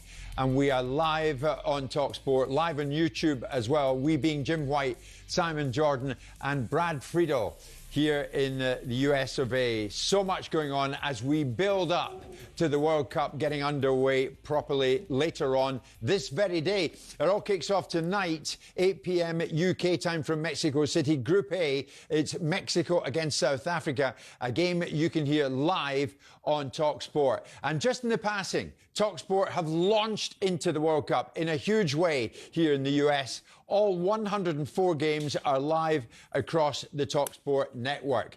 But having said all that, how interested is the New York media in the World Cup? Let me give you an idea. Here is this morning's edition of the New York Post. And I'm looking in the sports sections for World Cup coverage. Brad Friedel is watching me as I do this. Brad already knows where I'm going with this. Bit of baseball action there for you on page 70. I'm still going into the back pages. Yeah, we're still with baseball. We're still with baseball. And then we get into, oh yeah, the Knicks from last night. They won at the very last moment against San Antonio Spurs. And I found it inside page 63, and they tell us the US ready for an unprecedented World Cup run. Whether that's going to happen or not is anyone's guess. But Brad, that gives us an idea, or does it, of what the US media think. You're just making fun of New York. I like it. I got no issue with that. Now listen, the Knicks, the first time they're in the finals, we've spoken about it. So yeah, but in other parts of the United States right now, the US is on the front page. For sure in Los Angeles right now, they will, because they're playing the first game at SoFi Stadium. And also with the tournament starting tonight, I would say in Dallas, I would say down in Florida, I think in other venues, I think it's front and center. We got to wait for the Knicks to lose their next 3 games, lose 4-3 in the thing, and then let all the media die down, and then it'll be all World Cup. Well, that's right. Well, for the time being, as Brad rightly says, it's all about basketball, and it's all about the Knicks. One more win over San Antonio Spurs, and they are the champions. But it does all get going tonight, and Simon and myself in this show delighted to be here in such a big way. I mean, we have a full studio here in the 50th floor of the World Trade Center, and it's going to be the case every day. Monday to Friday. We'll be on tomorrow as well. We no longer on a Friday back home in the UK, but we will be over here in the US of A. What are you smirking at as I deliver that? Oh, yes, indeed. Looking forward to the Fridays. Yes. Oh, yes. You didn't know that. Well, you know it now. We're on Friday, Simon. But the World Cup gets underway good and proper tonight. But the build-up, as we know, has been dominated by ticket prices, visa rows for fans, referees. Gianni Infantino, the man at the top of FIFA, has been speaking. And yesterday in Mexico, he addressed the great and the good from the world media. And he addressed those critics who have said, not sure how this is going to go. It was very much chill, relax from Gianni. Of course, it is unfortunate as well what happened to Omar, the referee from Somalia. But again, we don't control everything. We try, we will discuss, we will speak, we will see. Maybe sometimes it's good as well to just, chill, relax. We work on everything. We try to solve everything. Sometimes to immediately start screaming and shouting has the opposite effect of finding a solution. Believe me when I tell you, or don't believe me if you don't want, but we try always to find solutions. In 2035, I think, we hope, the Women's World Cup will be in the UK, right? Still needs to be a decision, but looks like. Would you find it normal that FIFA would dictate to the British government who to let in the country and who not to let in the country? Infantino speaking in Mexico yesterday. Simon, Brad, in 4 years, Infantino has gone from I am gay, I am Arab, to chill, everybody, and relax. So which was the more statesman-like approach from the FIFA president, Simon? Pre-Qatar or pre-USA? Depends what you qualify your statesmen to be, don't you? Some people would say that Donald Trump doesn't make many statesman-like observations, but he's a leader of a country. So it depends what you're expecting from people. You know, when he talks about, today I felt Qatari, I felt Arab, I felt black, I felt disabled, I felt gay. I can tell you one thing he probably didn't feel was Somalian yesterday. But look, I think the best way to handle the media is either agree with them, because it means that they run out of arguments, or just be as he is, which is, it is what it is, it'll unfold in front of it. I realise this is the way that the nature of the beast is, with people's expectations of what shouldn't happen, how stories are curated and created. So I think probably I don't have a problem with his approach yesterday. Because let other people be hysterical. Let other people have the hyperbole. Let other people, you know, create the noise. Well, his job is to manage the tournament, to be successful in their outcomes, and try and achieve the best version of it, given the circumstances. Simon, I know you've spoken about this. Brad, specifically on the case of Omar Artan, the FIFA-accredited referee, Somali. A FIFA-accredited referee indeed for 8 years, but deemed unsafe to referee out there on US soil. What have we got here? My issue with this as an American is, and I touched on when I came on your show a while ago. We have really hard left, really hard right wing, and it's small. It's like 25-30%, 25-30%. The ones in the middle, the problem that we have in this country is we don't believe what's coming out of, or don't know if we can believe what's coming out of the administration's mouth and at press conferences and stuff. So if, the way that I look at it as an American, if this referee was associated with terrorists, no, he shouldn't be allowed in. But I can't take this administration's word for it, that it's true. So this is where a lot of Americans are confused about when things like this happen. So what I would say is I'm full of sadness if he has no ties to terrorism, he wasn't allowed to come referee. But there's also no possible way that me, as an American citizen, am ever going to find that out. So a lot of us in the United States right now are in the gray. And I've tried to go on AI and ChatGPT. Where can I get news that is just neutral in the United States? And it actually tells you you can't. It's either left or it's right. And unless you go on global news outlets like Reuters, you can't get it. So I just don't know the facts. Brad's right. You end up banging your head against a brick wall. But not trusting governments or not trusting experts is now seeded in the narrative of how people perceive the world. It might have started during COVID. It might have started back in 1972 when Richard Nixon was impeached for Watergate. Who knows when this sort of attitude seeped into people's psyche. But the default setting is that there is some other reason for it. I made some observations earlier on in the week about if he failed the visa. This is a country that America, for whatever reason, by coming into America, and I know this is going to be relatively controversial, you are a guest. And I know that the argument will be, hang on a second, FIFA said it was an inclusive World Cup, everyone can come. But notwithstanding that, when you come into another country, you are a guest. And there are certain requirements of you to be able to come into that country. And if America, for whatever reason, under its current regime, has designated certain countries for various reasons as having challenges, and Somalia being one of them because they've got a poor government that issues bad passports, or secondly, they've got a policy where their return of undesirables isn't settled between the two countries, or C, there's links between the terrorist factions like Al-Shabaab in that country. If that is indeed what's happened, then the noise about my observations, somehow me making an observation about him not being let in because of visa issues was racist, it's just nonsense. We have to try to find out the reasons behind it, and maybe it's in part FIFA's responsibility, because there's one thing excluding somebody on a visa application. There's another thing with a sporting official that's been sanctioned by FIFA. Yeah. And FIFA kind of saying, well, nothing to see here for us. If there was a problem with this guy, surely you should have done the vetting in the first place, so the indignation for you and the individual isn't visited. Well, listen, on this very topic, and this is news coming in right now, UEFA Simon, are seemingly stealing a march on FIFA and what they've done with this Somali referee. Because in the last few moments, UEFA have confirmed that they have appointed Somali referee Omar Artan to officiate the 2026 UEFA Super Cup, which will take place on August the 12th in Salzburg, between the Champions League winners, Paris Saint-Germain, and the Europa League winners, Aston Villa. So he's going to get his place in the limelight, and he's going to get his place, Brad, on the big stage, courtesy of UEFA and not FIFA. Seferin has moved in here. Omar Artan says Seferin, Simon, is an excellent, young, but already experienced referee. Football is made to connect people, and UEFA wants to show its respect to Omar and his outstanding officiating skills.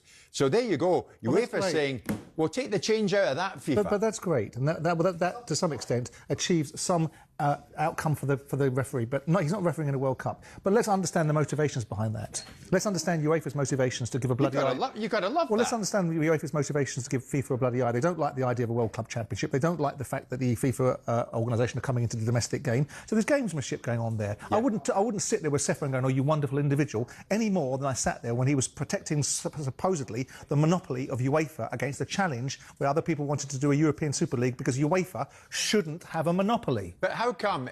How would this US official be right then by saying that Artan was denied entry due to, quotes, association with suspected members of terror organisations, and yet now, in the next breath, UEFA are saying it's fine for us?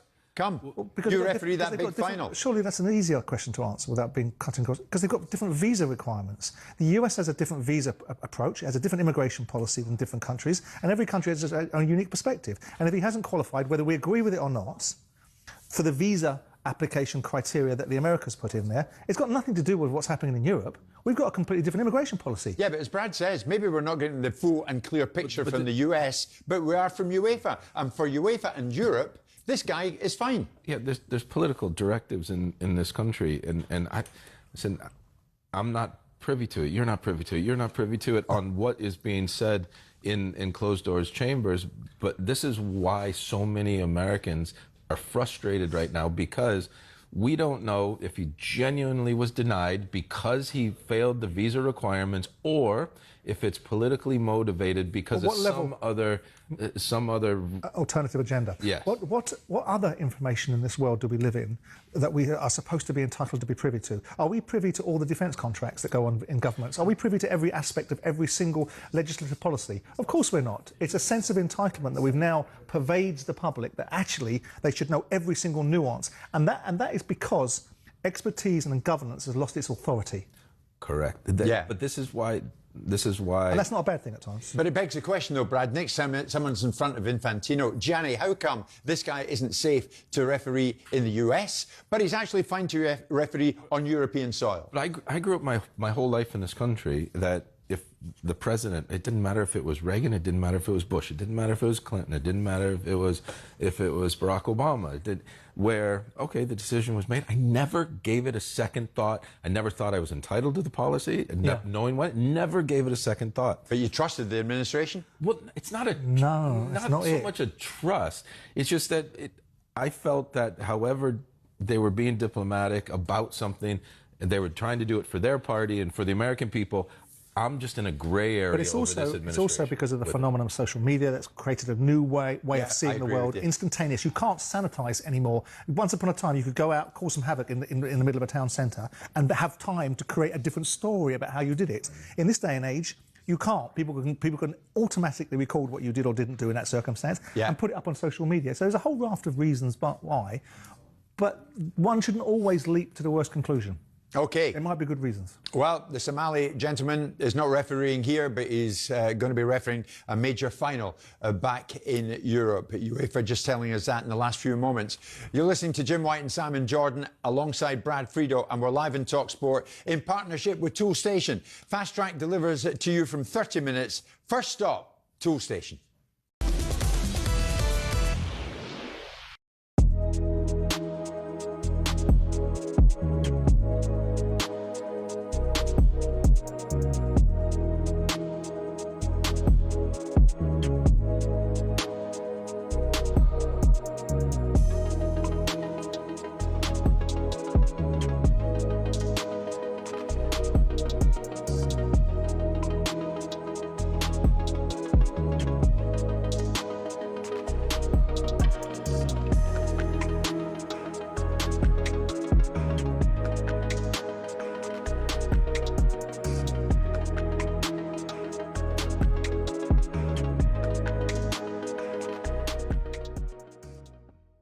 Locking on back in the UK, of course, and we're right across the lot. We mentioned earlier that Martin O'Neill has been installed at Celtic. Just in the passing, you pleased for him? 1 year deal, Simon. Yeah, I think that's right. I think Martin, the only person that would have talked him out of that circumstance is Martin. So I think probably Martin would do a 1 with a rolling year. Yeah. So that puts him in a situation where you can see how he feels in a year's time. I don't even know why it was a conversation. I don't even know why it was a debate about whether Martin O'Neill should stay in place. I think it's the least they could have offered him. I hope they've remunerated him properly, and I hope that he continues to build on his legacy, because I like him. Now, obviously, I don't know where you sat on it. I think I know where you sat on it. Nobody wanted Celtic to win besides Celtic fans, because we wanted Hearts to win. Well, that would have been the story, yeah. Yeah. But the Celtic story was a great one, too. Martin did his job. Yeah. I mean, he did his job. He went in there and he galvanised Celtic. And so the discussion about whether Martin O'Neill should be given a new contract perplexed me. Besides the fact he kept on telling on how bloody knackered he was.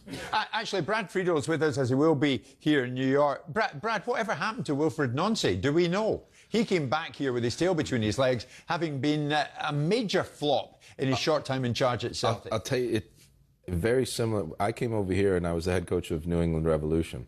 I found it very difficult to go from the professionalism of the Premier League this way. I couldn't wrap my head around it. I was too stubborn to stay in my own professionalism. I wouldn't adapt to where the level of MLS was. Steve Nicol was there for a while as well, wasn't he? Yeah, he was there before, and then Jay Heaps, and then myself. And Paul Marion as well. I think what Wilfred did, he adapted to the US culture, and he went over there. When you go to a club like Celtic and you hear his first interview, I don't care about the results, it's how we play. No. Results matter, and the fans will actually put up with you playing poorly if you're winning the matches for a certain amount of time. So I think he found that change going to that type of club very, very difficult. Yeah. With Martin, I played for Martin for 2 years at Villa.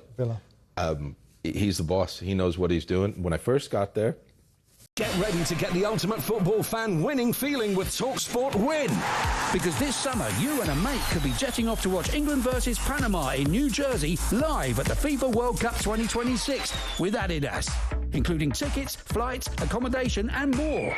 Go to talksport.com/win to enter now, and you could be soaking up the incredible atmosphere at the FIFA World Cup 2026. For the chance to win every football fan's trip of a lifetime, enter now at talksport.com/win.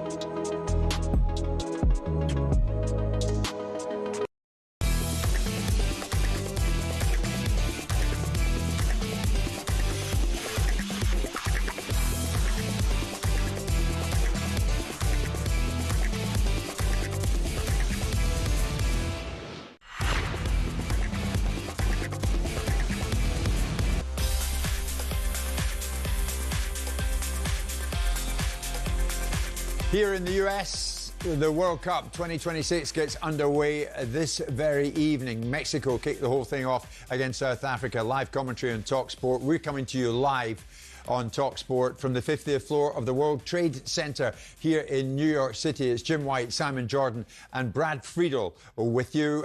We're coming up to 2 back in the UK, 9:25 in the morning here in the United States. I said that we'd be keeping a close eye on events back in the UK, and this is an example of just that. Ben Stokes, we now know, will miss England's second test against New Zealand at the Oval following an incident in a London nightclub with Joe Root stepping up as interim captain. Stokes and pace bowler Gus Atkinson, who's also been left out of the squad, broke the team's midnight curfew in the early hours of Monday morning and were there when a member of England's security staff was struck by Saracens rugby player Totoa Uava.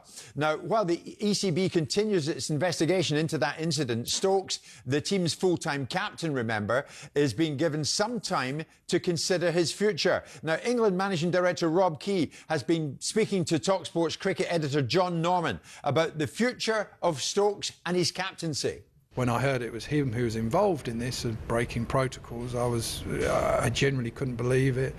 Then there's a huge amount of anger, and I'm not sure I'm over that at the moment, but also concern for Ben because of what we've been through over the last few months, that there has to be a reason for this, and that's what we're trying to find out now. We're just supporting him as much as we can. He hasn't intimated anything, and we're just going to let time and the process take its place, and we'll find out everything in due course. So, Simon, they've kicked Stokes out. Can he be captain again?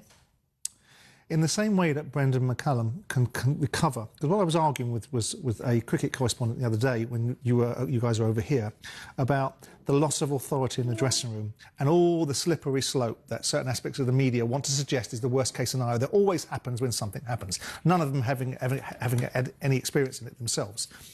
McCullum apparently lost control of the team, set up a team in a certain way, and we were dreadful in Australia. But he's been able to be given control of England again, so he hasn't lost his authority. So you go to Ben Stokes. Are England better without Ben Stokes as captain?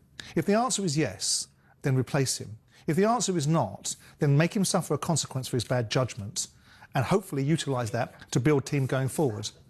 Now, being a captain is about setting standards, Simon, isn't it? We can argue that. He's broken his own curfew. But most people, I hear that argument too, and in real leadership terms, in an idealistic world where certain people want to live, everyone operates beyond reproach.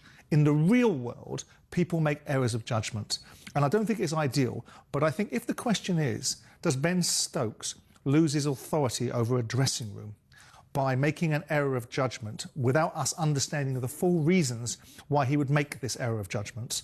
I don't think he does. And my question is it better to lose somebody as a captain to serve out the optics for the bleeding media, or is it better to rehabilitate him in terms of making a judgment call? Because if he's better for the team as a captain, what is the purpose of removing him? What are we achieving? But I'm not quite sure why. Again, you constantly do this, and in this instance, you're pointing a finger at the media, the cricket media. What is the purpose? Why would you do that? A curfew was set. Because Stokes seemingly broke that curfew. First of all, I think it's ridiculous to put grown. First of all, I think it's ridiculous to put grown men on a curfew. Right? You either ban them from clearly it's not. Well, it is ridiculous. They're not children, they're grown men. You either say they can't do something, or you allow them to use their better judgment, right? And in England's terms, I would have suggested that the ECB should have some backbone about them and say, as far as we're concerned, when you are playing for England and you're on ECB dime, you do not go out and you do not fraternise in nightclubs, you do not put yourself in the way of that. That would have been a bolder decision, right? But in the interests of my argument, what is the purpose of taking, if it's generally believed that he's better as a captain, but the optics of what we're talking about, the optics, the perceived optics to English cricket, that we've got a drinking culture rather than the reality of it. If indeed it's not optics, Simon, it's actions. No. If we believe that this somehow diminishes him as a captain and somehow England are better off without him as a captain... No, do you or do you not need to punish him? Yes, but is taking the captaincy away from him the right thing to do? Because is it, Brad? What is the point of cutting your nose off to spite your face? Where do you stand in curfews, Brad? No, it depends on the squad and the cultures and the characters of the players you have. First thing, and most people and fans definitely won't think this way. Most media won't think this way. You go to the health and well-being of the person. Does he have a drinking problem? First and foremost, you go. And if he does, can we help him? Because everyone makes mistakes in life. So that's one thing, that's set aside. Usually at teams, you would have sort of a leadership group, you would have 5-6 players, and as the board, as the coach, you would talk to them on a regular basis, and you would know that by removing him as captain, removing him from the squad, that will make us better, that will make us worse.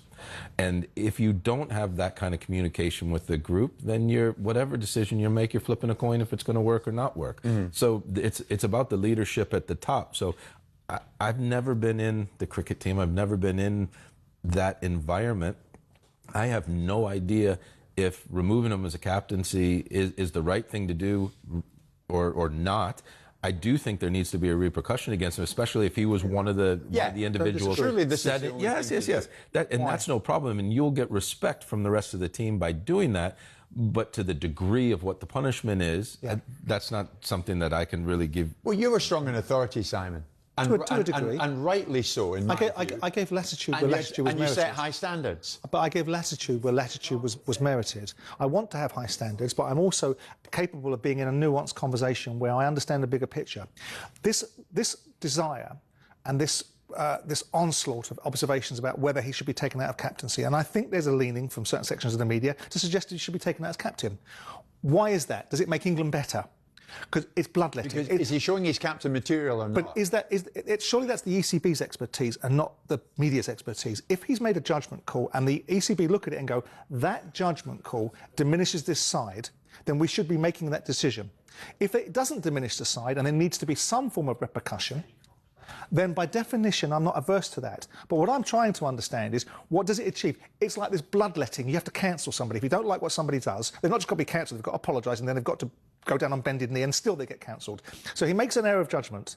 But is he better? Is the team better for having him as a captain? Is the parameters of the team morale, the team's performance, the team standards better for him as a captain, or has it been seriously diminished by this? If it's been diminished, then by all means take him out. But has Stokes himself not jeopardised his own position? Yes, he has. Yeah. He's put himself in the way of an observation. He's put himself in a situation where he's not beyond reproach. Right. But we walk through life now, and you find me 99% of people in life that are beyond reproach. OK. Nonetheless, Stokes will miss England's second test against New Zealand.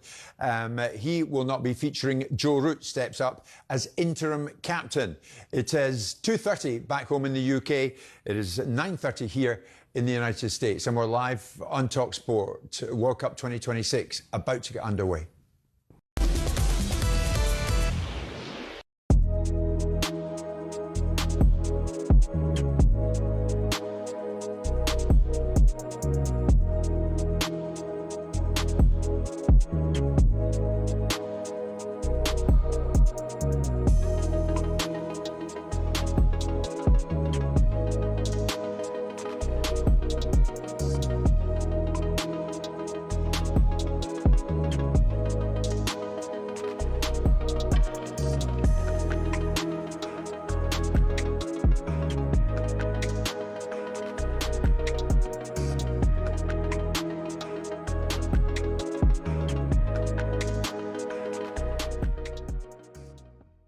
I thought that the 21 players today were absolutely brilliant. How all played well. The only person I didn't think contributed very much down the right was James. I was very disappointed with him. He didn't really support the winger, and that was a concern, not like the left-hand side, which was absolutely brilliant.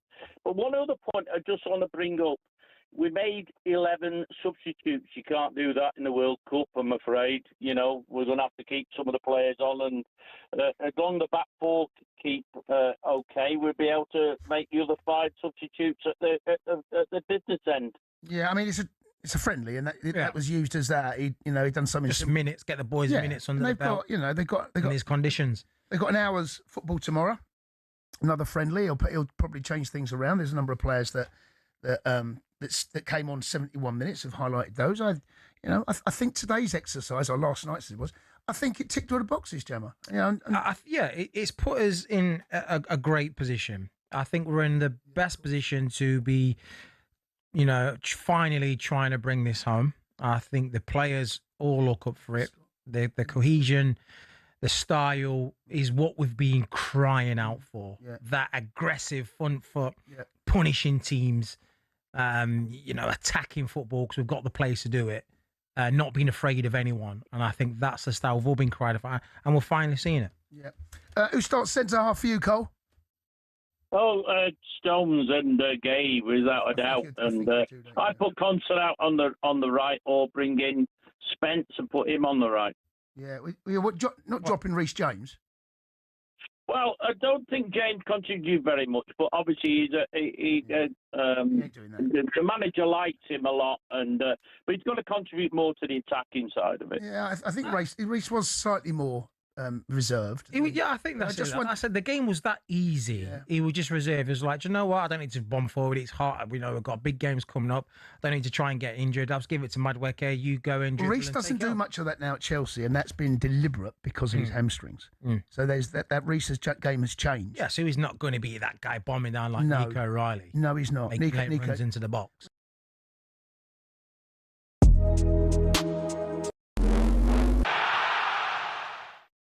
We understand Rob Edwards was sacked by Wolves over the phone after reading speculation about his successor online.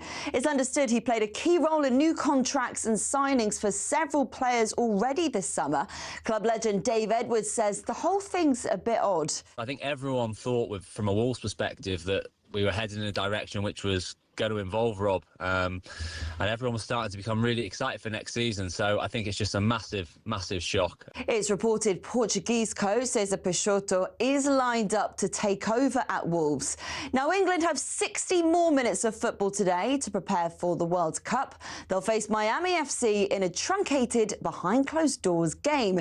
The only issue, as England breezed past Costa Rica 3-0 in last night's warm-up game, who takes the penalties? It was a bit of a mix-up because all of the substitutions, and yeah, we should have put it in writing on the walls. Was our mistake. England's first group game against Croatia is live on talkSPORT next Wednesday, while Scotland get going against Haiti early on Sunday morning. And it's claimed Man City's rivals could claim £100 million each if the club are found guilty of breaching financial rules.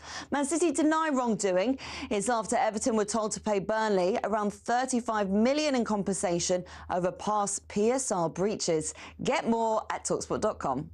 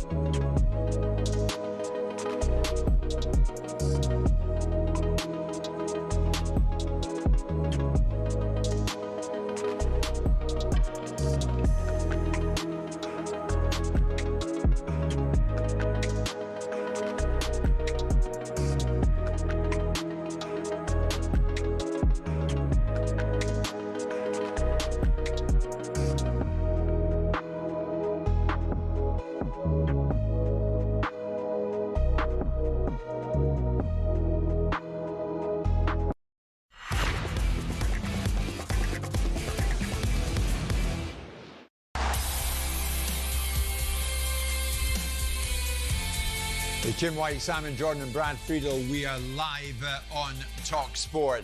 Just gone 2:30 back in the UK. It's gone 9:30, 25 to 10 here in New York. We're coming to you live from the land of the free, the Statue of Liberty. If you're watching live on YouTube, how about that? What a wonderful sight. Brad Friedel will know the answer to this, or will he? Which country, Brad, and this is for you, Simon Jordan, you can confer, which country awarded the Statue of Liberty to America as a gift? France. It would have been France. You are both right, but I have to say, Brad, Simon was first in the buzzer there. France. You were quickly in but there. He said it with a different accent. I said France. I'm in America. He said France. All right. So how did Simon say it?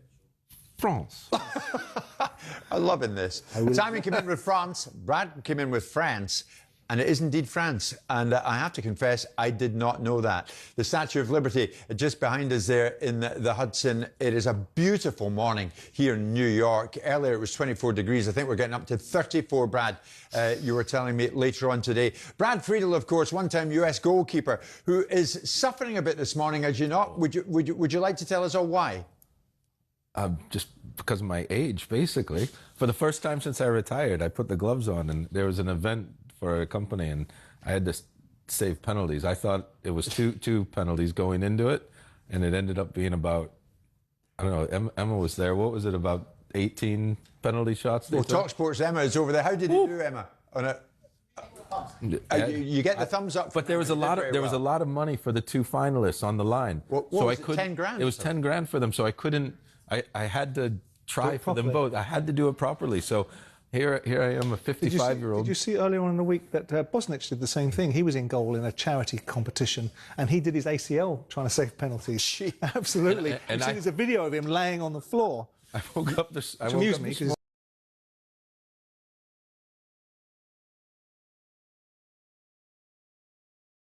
At least you did what you could do last night, Brad, and you did well at that event here in New York.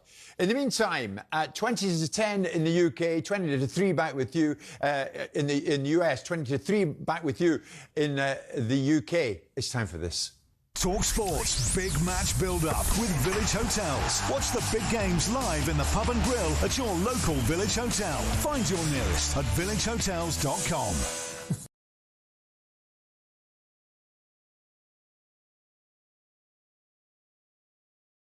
Hotels.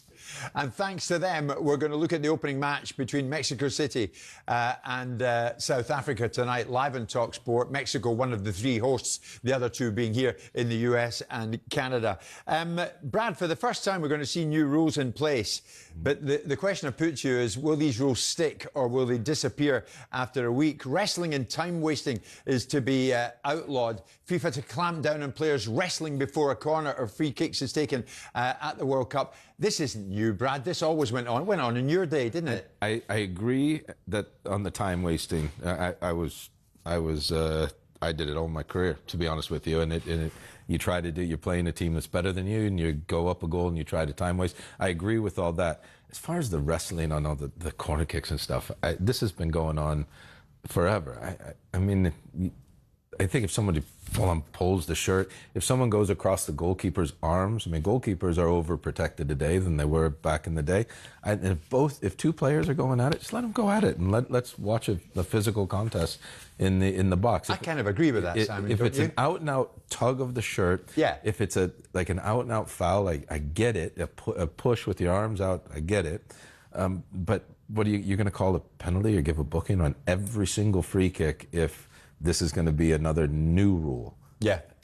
Unless it reaches the consequence of making players operate in the way that they should do. Because we know, once upon a time, I know it's a trivial example, but you couldn't get a ball to stand back 10 yards. So in the end, what they decided to do was spray a can and make people do it and enforce it. You couldn't stop players being dissentful to referees until the referees decided that this was going to stop by giving them yellow cards. And of course, then you get the players' union coming out literally and saying that's an affront. If you want to stop wrestling for whatever reason you want to stop it, whether the optics aren't right or that the game has evolved to such a stage where you can't have any physical contact, whatever the reason is, you have to mean it. And that would mean there has to be consequences. And I hear you, which is that there'll be more penalties, there'll be more sendings off, and the game might be ruined. But it would also mean that more players will understand the consequences of doing something. And it would mean that there's a reinforcement of rules. Rules are there for a reason. I'm not a rules guy, but there has to be standards. But you can make these rule changes in domestic league football. Yeah. A big problem that I have with it is it's refereed by international referees. So if I was in Turkey, in South America... Different standards of what a foul actually is. Yeah. If you go to South America, you go to Mexico, diving is not considered cheating, it's gamesmanship. You go into Europe, it's considered cheating. You go into England, it's really cheating. But we have rules are there for a reason, as you say, Simon, as Ben Stokes has just found out. But didn't we see that when FIFA deployed VAR first time round, it was what people consider to be a resounding success because it was consistent and deployed in a certain way. Yet when we've got all these different factions deploying VAR, our version of it in the Premier League, their version of it in the Bundesliga, it created different outcomes. So then, is there a possibility that by making it clear, irrespective of having different referees from different fraternities, different countries, shall we say, more to the point, that you're going to get a standardised approach if FIFA want it to be standardised? Well, if you're going to bring in new rules, why not do it in the biggest stage of all, Brad? And this is the biggest stage of all. You can bring in new rules, but implementing them, I think, is the interesting one. Substitutes will have to leave the field within 10 seconds of the board being raised, or their replacement will have to wait 1 minute before they can come onto the pitch. We might get lost in all of this. Well, no, that's going on in the... No, that's fine. That's going okay. on. But what they've been doing that in MLS right now, it works fine. Right. And it speeds it up. You don't get players... Need something to speed it up. I've seen MLS. Yeah. Well, I would... Again, I got it. Time wasting at a goal kick will result in a corner being awarded if it's not taken by the end of a 5-second countdown by the referee. We might be like, what is this again? What am I looking at? What am I watching? again, the punishment is quite severe for time wasting. Like if I was a goalkeeper, I would not be wasting time because I don't want to face a corner. Let's say you're playing against Norway. That's right. I don't want to be facing a good swung-in ball with Holland on the end of it, or Sorloth, or whoever. That is I think the time wasting elements of this are very good rule changes. One interesting one: outfield players who have treatment on the pitch will have to leave the field for a full minute unless it is as a result of being injured by a foul where the opponent is cautioned. Players will not be allowed to approach their benches when the keeper goes down injured. Did you go down injured during your career, Mr. Friedel, injured or not? No, but the rule was different back then. A goalkeeper didn't have to go down, but I agree with that rule too, because right now a goalkeeper can't be subs up, so the goalkeeper can sit down on the ground, and then you can have a water break. You can do that, but the rule was different back in the day. But these are all these rule changes that you're talking about right now. I'm in favor of, because it's going to speed up the game. There were times when it was a one-ball system. I mean, someone would throw the ball to me, I'd let it go 30 yards behind me, and then I'd go walk to go pick it up, and I'd come back, and Sir Alex Ferguson screaming at me, and I didn't care because I wanted to win the game. And right now, I would be getting that ball into play because I'm not going to want to be defending the corner kick. It's been a long time in coming. Yeah, and this is going to be a really interesting one because, again, culturally in certain countries, you fall down, you fake injury, and you waste time, and it's a natural instinct to do. So there are going to be bookings, there are going to be some issues, especially in the knockout or in the group stages. Yeah, they better get up to speed with it, and quick. Well, I think they'll get up to speed with it, but all it really is reinforcing the referees to do the job they should be doing in the first place, which is having the courage of their convictions to make decisions rather than abdicating responsibility and giving them the toolkit to do it. The players decided a long time ago that this new rule, or their version of this new rule, if you have a head injury, means that if they trip over their own feet, they can lay on the floor and everyone's got to stop the game. That was the players' decision, and the referee should have put a stop to that, because the rule was very simple. If a player gets a head injury, you stop the game. If he doesn't, then you don't. But the players expect it now, and there's a demand for it, and this sort of nonsense has got to be cut out, because it's not the players' job to run the game. Sure. It's the referee's job and the players' job to perform as players. Okay. So that these new rules give the referees tools to enforce the disciplines across the players, and then the players won't need the tools anymore, because they'll do as they're told. Well, it's a World Cup. Them's the rules, and you have to abide by them. We shall see. You can watch the games live in the pub and grill at your local village hotel. Find your nearest at villagehotels.com. Plus, for a chance to win a Village Hotel VIP experience for the World Cup final, no less, at a Village Hotel near you, head to talksport.com/competitions. talkSPORT Big Match Build-Up with Village Hotels. Watch the big games live in the pub and grill at your local Village Hotel. Find your nearest at villagehotels.com.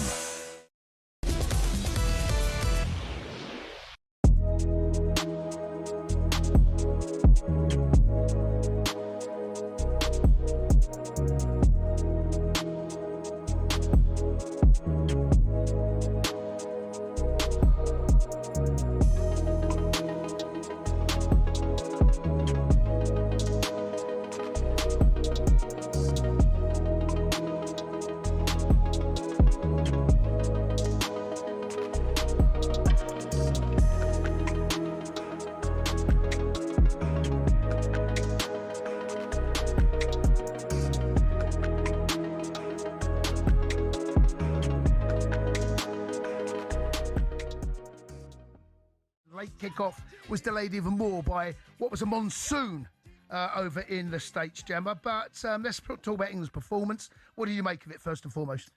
Look, they got the job done. End of the day, they're going to come up against a lot tougher test. I thought they were poor. They couldn't even string a couple of passes together. No, and they obviously England should have really scored more. And Weke. That should have been a goal. That's a shocker. I mean, that Rodgers, he should have scored that as well. Yeah. And we are a little bit wasteful. I thought we were a bit wasteful, actually, against New Zealand, in all honesty, because they had chances and didn't punish them. Only 1-0. But I have to say, I was really impressed with the energy, the fluidity, the movement. That opening 25 minutes, I thought we were good. Costa Rica were bad. I'm not going to take no, but you still have to put in a performance. We played against bad teams in the past and not put in that kind of performance. No, like I said, the first 10, 15 minutes, we were on the front foot. We were not giving them a sniff. We was bopping the ball around. High energy, high tempo, good press. You know, in this heat as well, good press, winning the ball high, being really cutthroat, but just sometimes not. That little end product at times, we're just lacking. Yeah. And I think that will be a worry when we start getting into the latter stage of the tournament, when we come up to teams like Spain and France. One chance might be all you get. Big chance in the game. Exactly. And if we can't find that, and if we need, 10 or 15 chances to put one away against the bigger teams who are sturdy, who are better at the back, better at keeping the ball, that could come costly. Indeed. 03717223344. England 3, Costa Rica 0. They weren't great, but there were one or two impressive performances, certainly first half. I thought Anthony Gordon was excellent. He made the first goal. I thought Rice and Bellingham, they linked up well. Anderson, always offering himself. The high width, I think Noni had an impact on the game. Still has to do a little better for me. Still has to make, as you highlighted there, Gemma, make it. Get ready to get the ultimate football fan winning feeling with talkSPORT Win. Because this summer, you and a mate could be jetting off to watch England versus Panama in New Jersey live at the FIFA World Cup 2026 with Adidas, including tickets, flights, accommodation and more. Go to talksport.com/win to enter now, and you could be soaking up the incredible atmosphere at the FIFA World Cup 2026. For the chance to win every football fan's trip of a lifetime, enter now at talksport.com/win.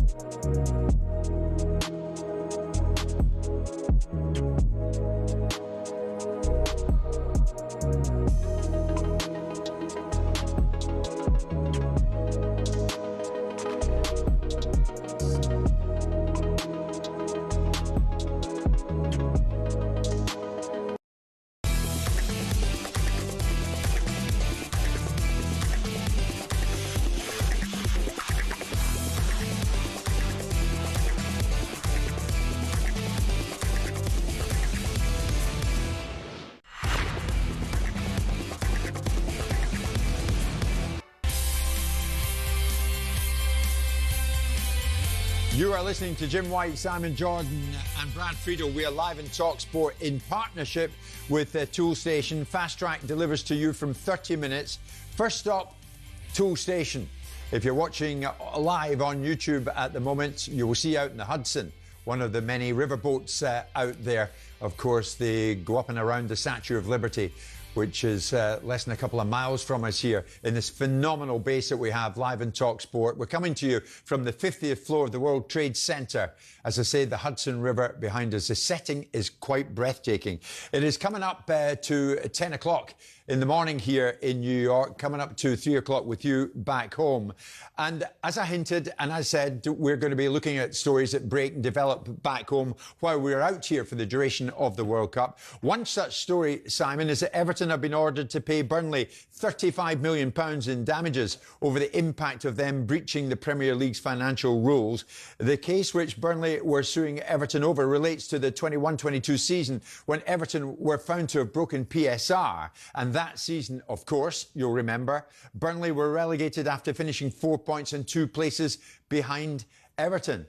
So Burnley have won when it comes to cash in the pocket. Burnley's compensation ruling versus Everton. How dangerous, though, a precedent, Simon, is being set for English football here? Well, we've seen it before for different reasons. We saw West Ham in, I think, 2006 or 2007. I think it might have been 2005 when West Ham stayed up and Sheffield United got relegated. Right. And West Ham got sued by Sheffield United for the fielding of Tevez and Mascherano as third-party owned players that hadn't been declared properly. And I remember it specifically because my manager, Neil Warnock, was a manager of Sheffield United, and Kevin McCabe wanted him to give a witness statement in defence of the argument they were running, and they produced a private claim against him, and they paid out 20 million quid, circa 25 million quid. Now, some would say, in this instance, that inflation's been kind to Everton in terms of the amount, and we've just seen a team that's been caught doing something in Southampton, that have been taken out of the world's richest game and potentially lost the opportunity for 250 million quid. My bigger question is not that, and because of how they've arrived at this figure, why Burnley went for 50 million quid and got 35 million, I can't answer that question because only the mechanics of the independent commission can answer that question. What I can say is, what is the purpose of PSR?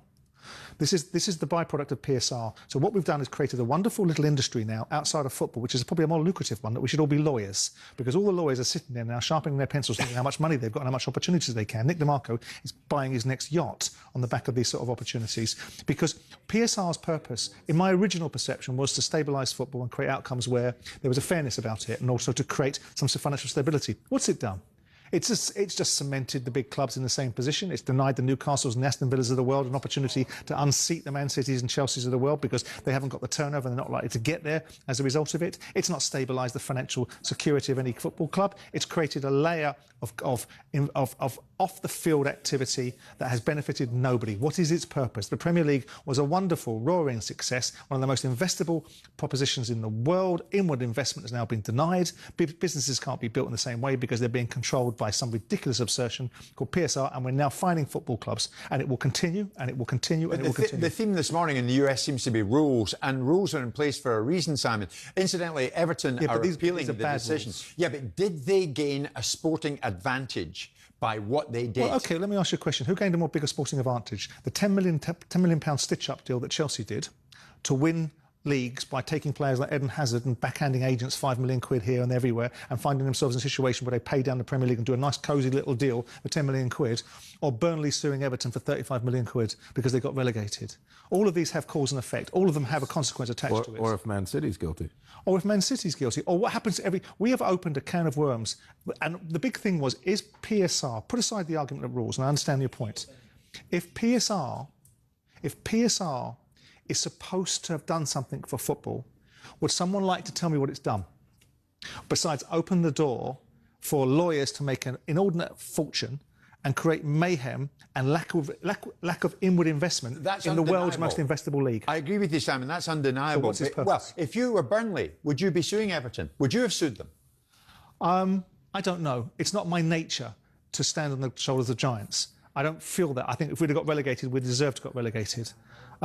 But that's easy for me to say without being in that situation. You're a commercial man. I'm a commercial man, and I would have perhaps done what Steve Gibson did and rolled the dice, even though I might not have thought it was as serious. And I did do it with Dowie and sued him in court, and I did injunct Steve Bruce. So perhaps I would have got up on my high horse and had something to say about it. Right. Brad, interestingly, mentioned Manchester City. And of course, all eyes may yet again turn to the 115 charges and its ramifications. Funnily enough, when the chairman of Manchester City, Khaldoon Al-Mubarak, was asked about that just as recently as last week, those 115 charges, he flat batted it. Have a listen. Let me be as consistent as I've always been. Until we have a ruling, can't say much. But once we have a ruling, believe me, Chris, we're going to have a wonderful sit down together, and I'll say everything I wanted to say for the last 3 years. I wonder when that ever will be, Brad. I wonder when that ever might be, Simon, when we hear Khaldoon Al-Mubarak sitting down and addressing this over a period of time. Well, we'll look forward to it, given the fact that Man City spent a lot of time trying to make sure that the press weren't able to go into any of the court hearings and hear some of the stuff. So we'll look forward to that candour when it comes on top. Yeah. And if it comes on top to the adverse, we'll look forward to that candour. Of course, if it does come top to the adverse to Man City, which we don't know, of course we'll hear lots of things as to the reasons why it shouldn't. People will start building up conspiracy theories. Is Guardiola left now? Because once upon a time he said, if these charges were ever proven, I'm not going to manage this football club. I don't know. Yeah. Maybe that's a conspiracy theory. Exactly. We'll see. We're coming up to 10 o'clock here in the US of A in New York City. 10 o'clock in the morning, of course. Coming up to 3 o'clock with you back home. Rob Edwards sacked by Wolves this morning. Interestingly, some of the players at Wolves not happy, Brad. Wolves players, including new signing Kieran Trippier, angry at the sacking of Rob Edwards. talkSPORT understands several Molineux stars have reached out directly to Edwards and expressed their dismay at the decision. I know what he'll think of that. What do you think of it? Well, I mean, that if you're Trippier, who's actually...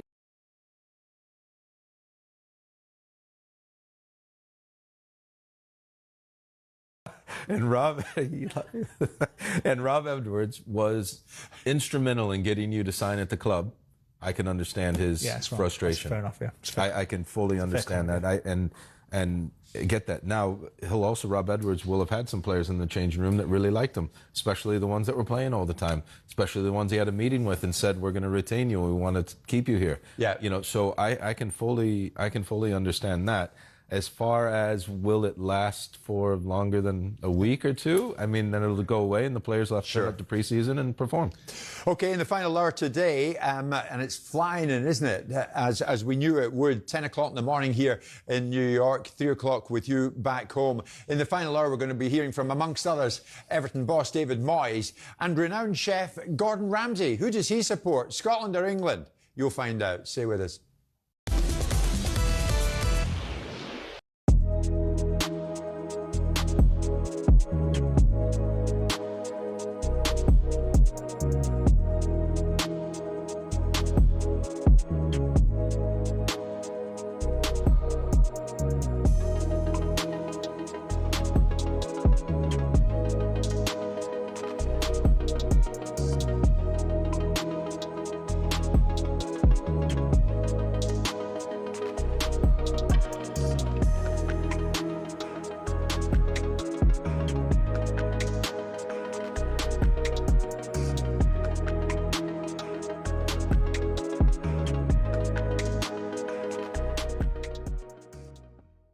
What did we learn from last night? The reason I asked that is I was watching, and I've said England from a long, long time ago. Maybe towards the end of qualifying, I thought England have got enough to win it, right? Yes. If Kane, Bellingham, the spine, and Declan Rice stays fit. I looked at the wingers, not necessarily at the left, because I think Rashford or Gordon are good enough. Either one of them I'll be happy with. But Noni Madueke is there to fill in for Saka. Saka isn't going to be fit, or isn't going to be fit enough. Just, you take it around a goalkeeper and you've got an open goal and it's crying out for you to hit it with your right and you hit it with your left. Yeah. I worry that a mistake like that in a nothing game, it doesn't matter to me, I don't care. Yes. But what it did show me is why hasn't he got enough composure to slot that home? That's a worry. I would use my weaker foot there. If that's the opposite side for me. I was always confident on my weaker foot just to use it. But Rodgers misses the chance as well where you go through 1v1 and he hits it to the side of the keeper. We've got to be clinical, because those sort of chances might be the only chances you get. Exactly. In a knockout game against the big boys if you're playing Portugal or Brazil. But I still look at it and say, who's the two centre-halves that he's going to start? Because Gahey didn't start last night. No. I look at Reece James, guaranteed. I look at O'Reilly, guaranteed. I look at the midfield three now. Sorts itself out. You'd think Bellingham will start with Anderson and Rice. Gordon and Rashford is still hard to call. Who starts on the left-hand side? Will Saka be fit for the first game? We don't know. But I don't know, because he likes Stones, mate. And Stones looked good last night because you're playing against nothing. But he's played like 9 minutes. I want to see Stones. I would have loved the game building up to the World Cup where Stones playing against a proper set forward or a proper winger who's running behind him. Because when I watched him last season, he has struggled. He's looked a lot slower.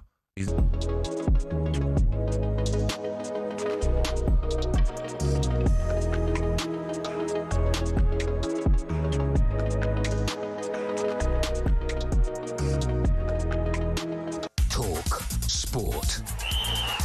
For the headlines at 3:03, I'm Tom Clayton. Good afternoon. Could the England cricket team be banned from drinking while in camp?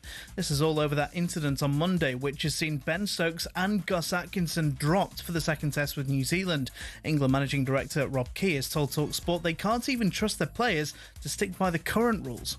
Should it be a case that they're drinking after a game, even if they win, even if you think that these are grown men that can make good decisions, they need to show us, myself in this management position, as well as the ECB, that they can be trusted. At the moment, they don't look like that. Hear the full interview with Rob Key on the talkSPORT Cricket YouTube channel. He's also told us now is not the time to review Stokes' captaincy. Omar Artan, the referee blocked from entering the US for the World Cup, has been appointed to officiate the UEFA Super Cup. Simon Jordan says it's a positive, but it's gamesmanship from UEFA against FIFA. He's also told us there's a reason he can enter Europe and not the US. The US has a different visa approach, it has a different immigration policy than different countries, and every country has its own unique perspective. And if he hasn't qualified, whether we agree with it or not, for the visa application criteria that the Americans put in there. It's got nothing to do with what's happening in Europe. We've got a completely different immigration policy. Now, it's our understanding Wolves players are angry about the surprise sacking of Rob Edwards. Players, including new signing Kieran Trippier, have reached out to Edwards to share their sympathy.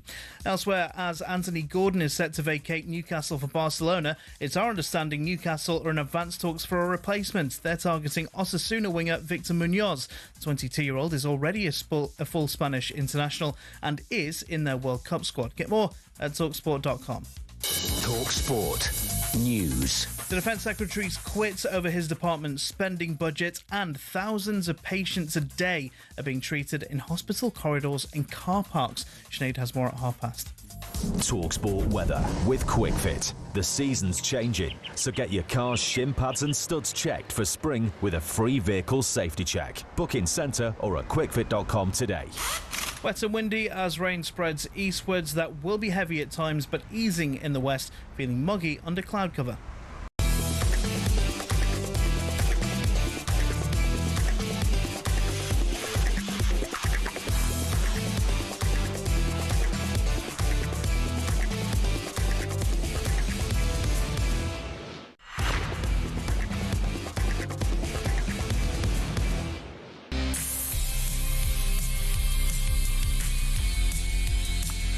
Hi everyone, we're coming to you live from the heart of New York, the 50th floor indeed of the World Trade Center.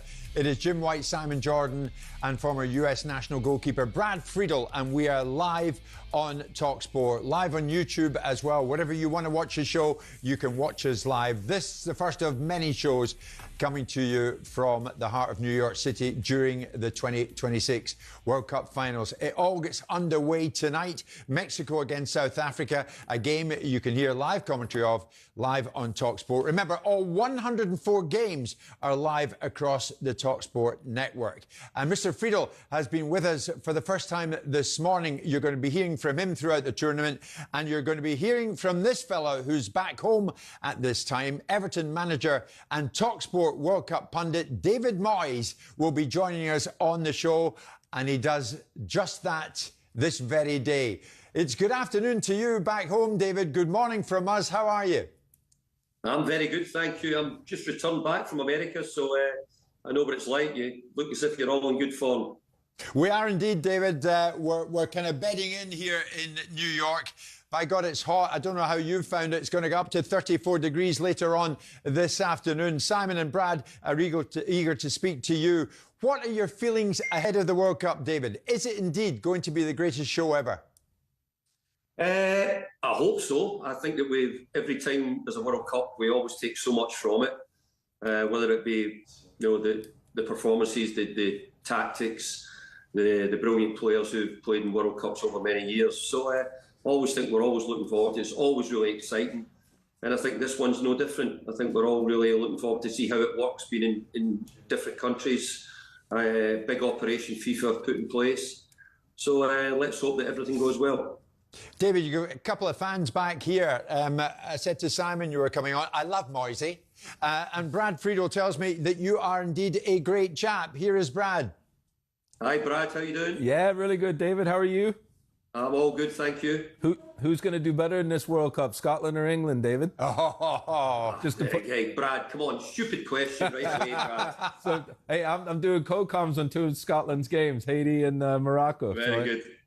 Very good. Good. So, David, you didn't answer it. Who is going to do better? Who's going to go further? He deflected. Well, look, we've got to hope as Scotsmen that we do the country proud, and I think that Steve Clark and the team have done a great job.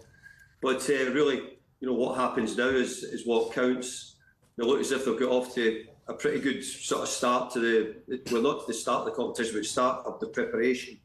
As of England in similar ways, but for Scotland, I think that getting off to a good start in the first game is hugely important against Haiti, and hopefully we can get the points. I think England are going to be powerful and well prepared for the competition. So it'll be interesting to see. But hopefully Scotland do better, Jim, as you would expect the answer from me. Good man, David. What does success look like, David, for both England and Scotland? What is it when obviously people will say Scotland getting out of the group, but is it just stopping at getting out of the group and not getting knocked out in the 32s is going to be good enough? What does success look like in real terms for both Scotland and England? Mm-hmm. Well, Simon, for Scotland, because we've never qualified further than being in the group, I think getting out of a group would sound a pretty good sort of answer for Scotland. I mean, I really do hope that we can do better than that. I hope we can do better than that, and I hope we can get further than just out the group. But I think realistically, we've got to hope that we can do that first and foremost, because I don't think we've done it before getting out. So that would be a big bonus for us. I think England's different. I think England are up there with the top 4 or 5 teams in the world. If the draw goes for you, you get the right games, you perform well enough on the day, England could go as far as they have done in the past. But I've got a big thing about the football getting played in the US. We played in the Club World Cup last year, the Club Premier League tournament. The conditions, the pitches were difficult for us. And I have to say that I think it might suit the South American teams much more than it will do the European teams. But I don't really see any South American team which frightens me as much as the likes of France or Spain might do in any one game.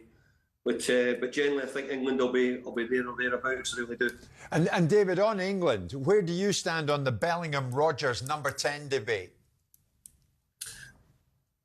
Well, I think the manager's done a lot of really good things for England at the moment. I think he's picked a squad which probably gave punditry, people like yourself, lots of chances to discuss it, some of his choices. But, the manager's watched the players all year, watched them closely, and they're the ones who he thinks is right. So when it comes down to Rodgers or Bellingham, I think Bellingham's an incredible player.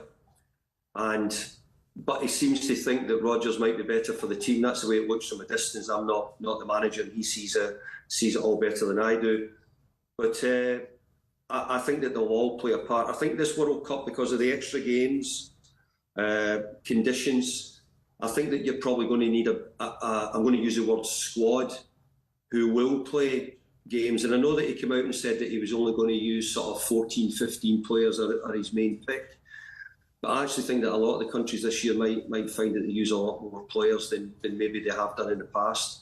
So Bellingham and Rodgers could both play equal amount of football by the end of the tournament.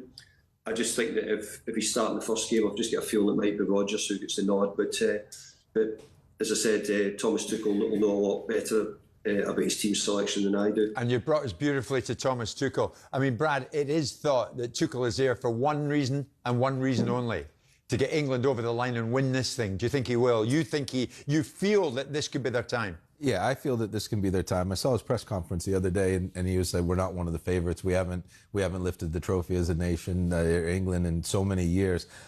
He knows he has the best number 9. He knows he has a good goalkeeper. He knows the spine of the team is excellent. I think it's about putting the pieces of the puzzle together and making, as Simon alluded to earlier, making the correct decisions, the hard decisions, the right decisions as the tournament goes along. Every team has to deal with the weather conditions in this tournament. Every single one. Right. It's a matter of how they can recover after those really difficult games in the humidity. As a manager yourself, David, in a top one, do you think the difference could be Tuchel as far as England winning it or not winning it are concerned here? Is he the guy to win it with them? Well, I think he's really experienced, and I think managers can make the difference. And I'm just using an example here. I think that I don't think everybody's quite as frightened of Brazil of what we've been maybe in the past. But I think we'd be more frightened of the manager at Brazil because of what he's done in his career and what he can do with teams. So I think Thomas has got a little bit of aura about him as well. I think he's gone about his job well. But as we well know, if it doesn't work, then you know how difficult it can be. Gareth done a great job for England, amazing what he done over several tournaments. So I think that every England supporter's hoping that Thomas Tuchel can take it a step further. David, you're with us for the first time. It would be remiss of me not to ask you your reaction to yesterday's ruling. Everton told to pay Burnley £35 million in damages. over the impact of them breaching the Premier League's financial rules. Is it fair, David, in your view, that you and the ownership are paying for the sins of the previous regime? Well, first of all, I'd say, Jim, is I'm not up to all the situation exactly how it is, and obviously the club are challenging it at the moment as well, which is really important. But look, it's really disappointing. I heard Simon quickly there saying, I don't know if this opens a huge can of worms with other events as well.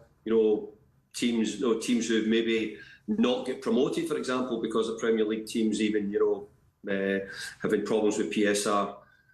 I felt that we had paid our dues, if that's right, and we had done it already. But for this to come back to us, and it feels like it's an individual case. I don't know if it's going to open up more things for other clubs to do something similar. It's just outside my sort of. Does it? Will it affect you, David? Think how it works. Will it affect you? I mean, obviously, you've come off the back of a pretty decent season, right? And rightly so. You should be given all the support that you can be given. Does that mean now that you're £35 million worse off in your transfer spend during the summer? Well, they told me no, Simon. They told me that it wouldn't have any effect on it. And look, I was aware of this probably maybe 4 or 5 weeks ago when it was happening, that this would be the case. But I'm hoping that it doesn't, because it's something which, last season, as you rightly say, we had a good season except the last month or so when we sort of blew up and we were in a really, really strong position. So if it's anything, I hope it's a message that, at the Premier League, it's so difficult. If you don't do well, you could find yourself in trouble again. We don't want to be back in those situations we were in the past. My understanding is that the Friedkins were aware of this when they were buying the club, and there was a possibility this could happen. So the answer to that, Simon, I really hope is that no. I hope it has no effect on what we're going to do in the summer. David, looking forward to hearing from you throughout the World Cup and talkSPORT's coverage. Delighted you're on board for that. We have got into this from a standing start this morning, and I really do feel it could be a special tournament. And I'm thrilled you're going to be a big part of it for talkSPORT, as will Brad, and our show, of course, with Simon and myself. Looking forward to hearing you, my friend. Looking forward to hearing you in fine voice. And I think some great football ahead, David. Really looking forward to it, Jim. And I'm sorry I couldn't be with you in New York today, but I hope to try and do so sometime. But if not, then I'll be out in the States in the next week or two and be a bit closer to the same timeline as you. Great, David. Just a word of advice. Don't say howdy y'all in New York as I did earlier on this morning. Brad picked me up on that. No. David, terrific. Thanks so much for joining us. David Moyes with us. Enjoy your day, lads. Thank you, David. David Moyes with us live this lunchtime, and David will be live, as will Brad, as will myself, as will Simon, throughout the World Cup 2026 in the US of A. Stay with us. A lot more to come as we head towards 4 o'clock with you in the afternoon back in the UK, 11 o'clock with us here in the United States.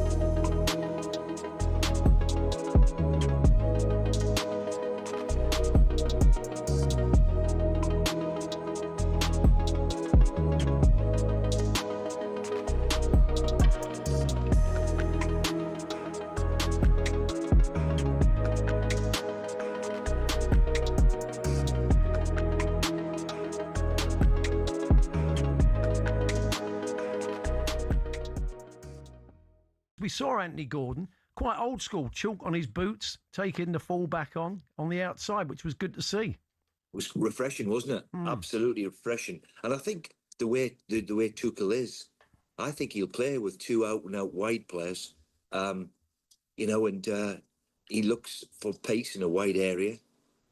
So, yeah, people say it's a little bit old-fashioned. We don't see them anymore.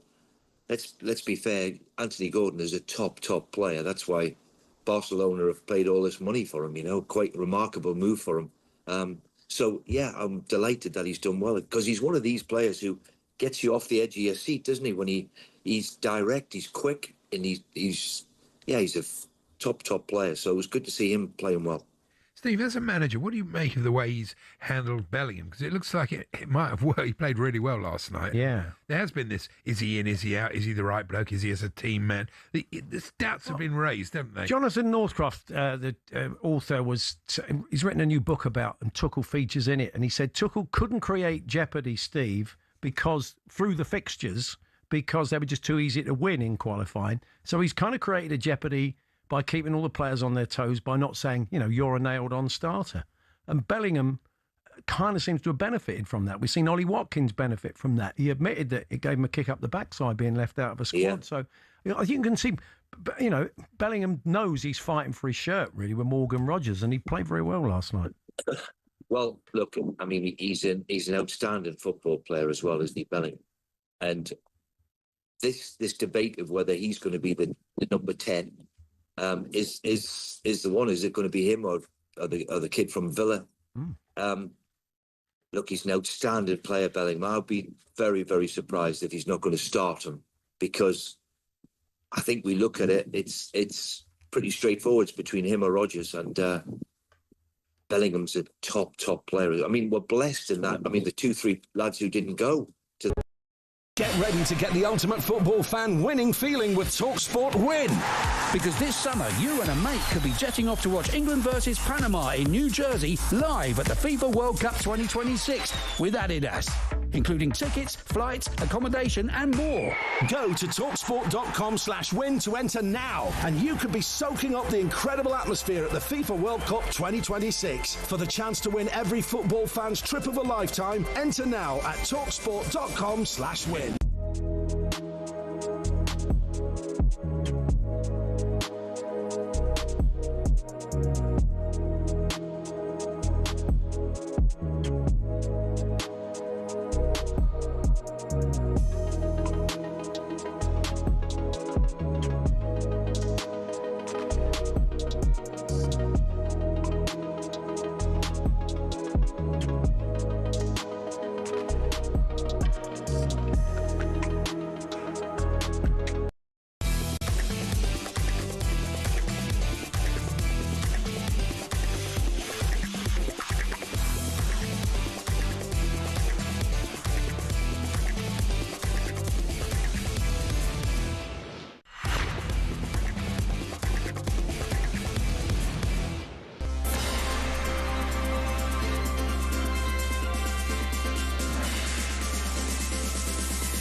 It is Jim White, Simon Jordan and Brad Friedel. We are live on talkSPORT in partnership with Toolstation.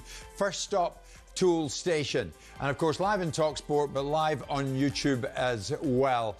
And if you're watching right now, you will see the phenomenal sight that is the Hudson River behind us here at the World Trade Center. We're on the 50th floor, coming to you live this afternoon back home in the UK from the World Trade Center.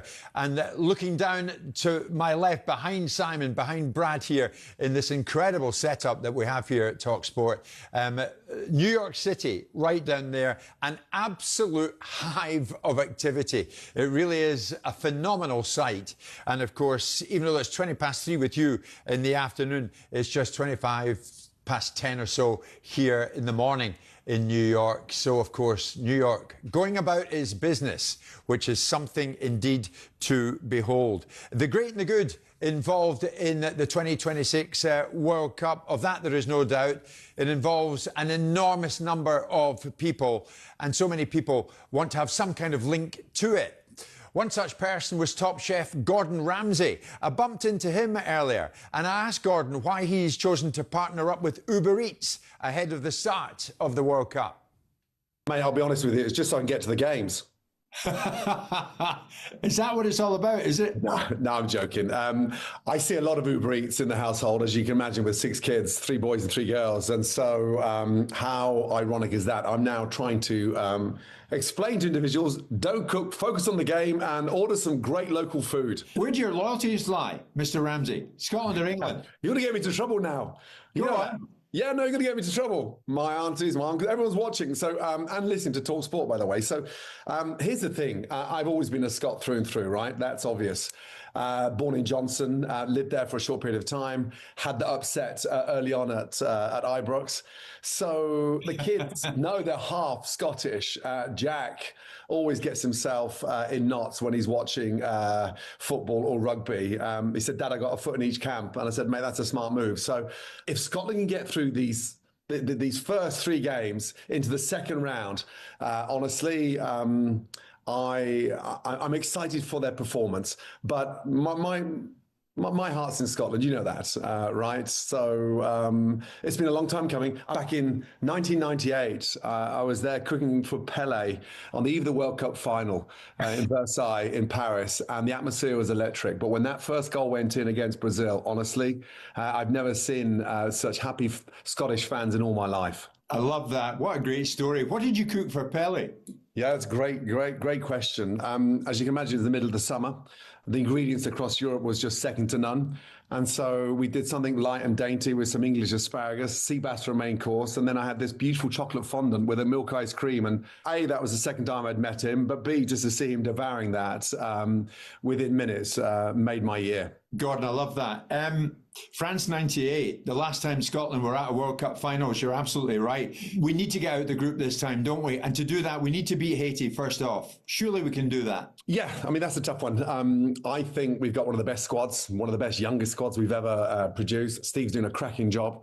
Also, this team now, as you know, are placed in amongst some of the best clubs in Europe. Scott is in Italy, as you know. Andy's just come off a cracking season. So I think they put together a brilliant squad. So my only worry over here, because we're in Connecticut currently, it's incredibly humid. Haiti players will be a lot more familiar with that sort of slow, fast pace, especially if the temperatures continue the way they are at the moment. So, yeah, we need to go 1-0 up in the first 15 minutes, settle the nerves, and then finish them off 3-1. Gordon, we've got to do it. I mean, I work with Simon Jordan, who you no doubt know. He's never going to give me a minute's peace if we don't come through Haiti, mate. And you'll get it in the neck as well. But not only that, we've got Brazil. I mean, honestly, history repeating itself all over again. So I don't listen to the negativity about the empty stands and all these vacant seats. The place is packed. The atmosphere is electric. And more importantly, I've seen more kilts in the last 48 hours than I have done in the last 10 years. And that's just in New York. You know the Americans. Do you think as the tournament progresses, more and more people from the host nation will buy into it, more and more Canadians? The Mexicans don't need to buy into it. They're already there. But what about people here in the US, Gordon? In all honesty, is it their cup of tea? Yeah, that's a good question. Listen, the women's soccer team has been prolific for the last 20 years, okay? Yeah. And now when you look at what David's done with MLS, especially in Miami, and then, Leo joining, and there's some big names coming as well. This summer, you'll see some big exits from the Premier League coming over to the US. It's going gangbusters.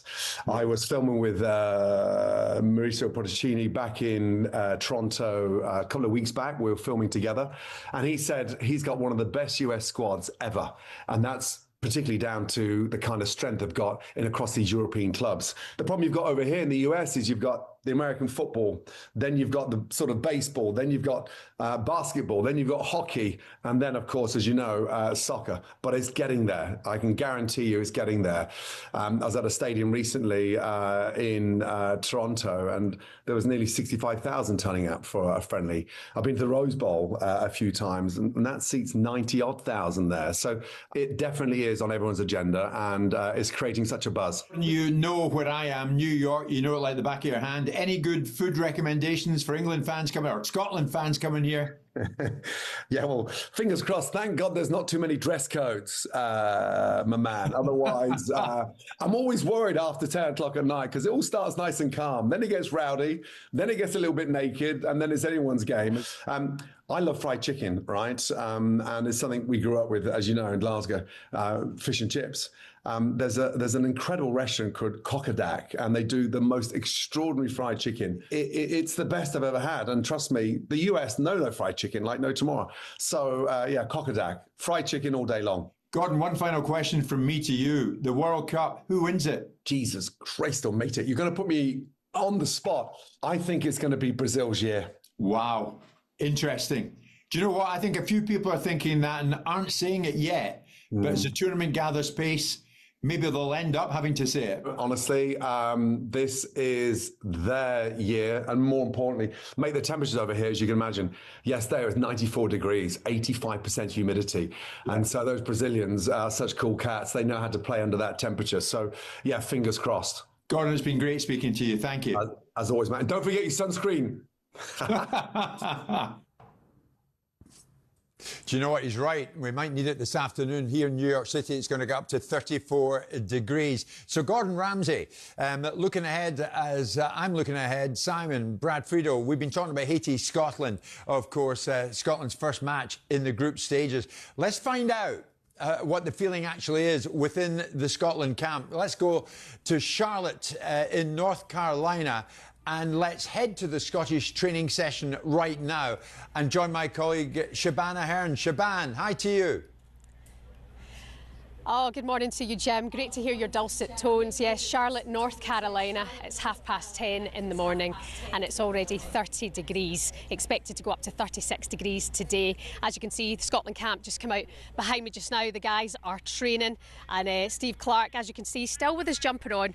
The man must not feel the heat and the guys going through their paces. If you can't get a closer glimpse, you will notice we're missing one key player this morning, and that is Scott McTominay. Have no fear, he's doing okay. It's reported he's got a bit of a tummy bug this morning. He is here at the session today, but he's resting just behind the scenes just now. Couple of Imodium, and hopefully everything will be all right there for Scott McTominay. Scott McKenna, we heard about him yesterday. He's had a little niggle, hasn't he? He's going to do his own session today, and hopefully he will be fine ahead of the game for Haiti. Later on this afternoon, we're going to be joined by Kenny McLean, the one to go from the halfway line. I'm sure that will come up, and I'm sure there'll be thoughts for Billy Gilmore. It's his birthday today, and of course missing out due to injury in this camp. So I must say, Jim, there's a good vibe in this camp. Everybody's in really good spirits. Steve Clarke's backroom squad were beaten yesterday 4-3 in a game by the rest of the media team. That wouldn't have gone down well, but he's smiling today. No Scott McTominay for now. He's got a tummy bug, and hopefully he'll be back with us very, very soon. But for now, I'll head back to you guys in New York. Shaban, thank you very much indeed. At one stage yesterday, Simon, Brad, after eating some jerk chicken down in New York City there, I thought I might have to borrow Scott McTominay's Imodium. But anyway, we are none the worse. Shaban coming to us live from Charlotte, North Carolina. We are live in New York. Right now, it is 10:30 in the morning, 3:30 with you back in the UK. Live in talkSPORT at the World Cup 2026.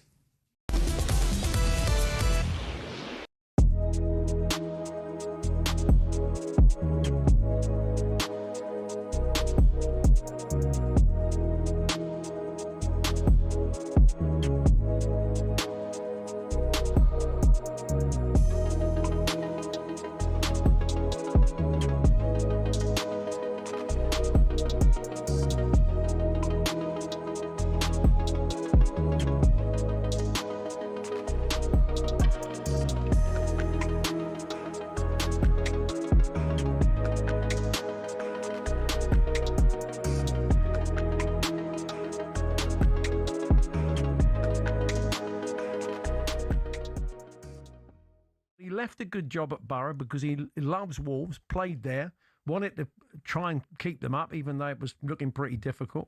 So it's quite a shoddy way to get rid of a manager, from to hear a few rumours, go online, then have to ring the club to find out if it's true or not. Yeah, totally.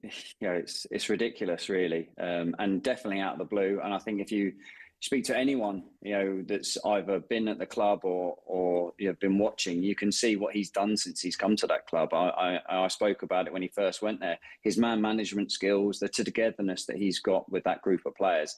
And what I find incredible is that they've had this plan. They knew really for a long time that the situation they were in and they were going to get relegated. And he's built this team. He's then played a really good style. They played some really good games. Yes, results probably weren't as they should be, but then towards the end, he's then whittled it down and he's looked at players that he's probably thought, yeah, these will do for me next year. These won't. They've had all of this time to plan because they knew the situation. And then the players that they've already signed, and like Andre, who's re-signed, signed a new deal. He talks about Rob Edwards as being a integral part of that. And then they release the interview with Kieran Trippier yesterday about how instrumental Rob was when he had other clubs that were interested. So then you then have this bombshell that happens the next day when Rob's been sacked. It's absolutely incredible. Have they explained themselves, Fossen? Have they said why they've decided to do this? Is it the sort of same sort of statement you normally get, or have they explained why? Thanking him and all that. Well, no, I haven't seen one, to be honest. And the thing that I suppose I'm looking at and thinking, well, if you've sacked Rob, you've obviously planned who's coming in, and that will be announced, because otherwise you've had so much time to. Rob would have been in contact with everyone, talking about who he wants to come in, how they're going to restructure, who he wants to stay, who wants to go, and they've had so much time to do it. So they were ahead of everyone else really on the curve, and that's why you've seen the signings of Trippier and Jimenez. But now it's just throws everything up in the air, and I think the fans were actually excited about the new season with the. We understand Rob Edwards was sacked by Wolves over the phone after reading speculation about his successor online. It's understood he played a key role in new contracts and signings for several players already this summer. Club legend Dave Edwards says the whole thing's a bit odd. I think everyone thought, from a Wolves perspective, that we were heading in a direction which was going to involve Rob, and everyone was starting to become really excited for next season. So I think it's just a massive shock. It's reported Portuguese coach César Peixoto is lined up to take over at Wolves. Now, England have 60 more minutes of football today to prepare for the World Cup. They'll face Miami FC in a truncated, behind-closed-doors game.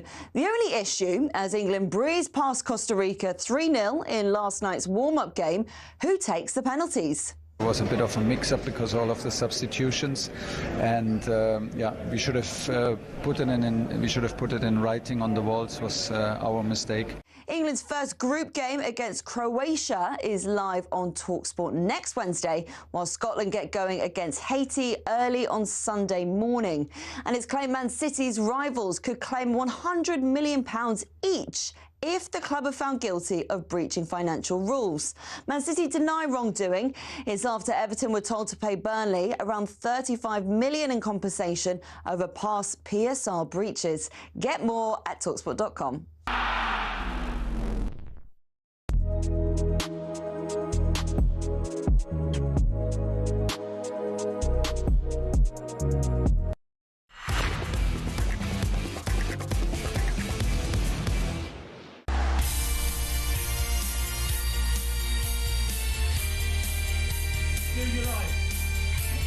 Afternoon to you all back home. Good morning if you're out here in New York, and if you're watching live on YouTube, you're looking at live pictures of Williamsburg Bridge here in this wonderful city, this wonderful hot city. It's about 28 degrees at the moment, and it's only mid-morning. It's going to go up to about 34 this afternoon. But it's Jim White, it's Simon Jordan, and it's Brad Friedel, and we have thoroughly enjoyed our first show with you live from New York as the 2026 World Cup gets underway properly later on today. Not here, but in Mexico. Mexico, one of the three host nations, the others being the US, of course, and Canada. And Mexico kick the whole thing off later tonight, live in talkSPORT, up against South Africa. Just before I move on, Brad, you said something that really got me there. Watch tonight, have a listen tonight, 20 minutes in, as to what happens with South Africa. Tell everybody what you meant. When you go, unless you can do like a full month of training in altitude, when you go in there, the altitude is something that's really difficult to deal with. So about between 20 and 30 minutes in, it's normally when a player might get their second breath, and then you cruise through the rest of the match. You're trying to get your second breath and you just can't breathe, and you come in at halftime, then you go into air conditioning, and when it's the first match that you're doing that in, it's really daunting stuff. It's really difficult stuff to overcome. You can overcome it. No, I'm not saying that South Africa is gonna just lay down and Mexico is gonna win, but it's just the energy sapping, and you're even, put it in perspective, you're even tired as a goalkeeper in altitude, which never happens in a match of football. I notice you've got about 14 degrees back home in the UK, so not much worry about heat implication back with you back there. But back there, talkSPORT reporter Anil Kandola was at Village Hotels, Reading, catching up with England fans last night, as England, of course, as we know, beat Costa Rica by 3-0. Let's hear what those fans had to say about that. Thanks, guys. Yes, I'm here at the Village Hotel in Reading. You can tell the World Cup fever has firmly begun. There's banners with 2026, the World Cup trophy, plastered all around the big TVs, ready for the world's biggest competition.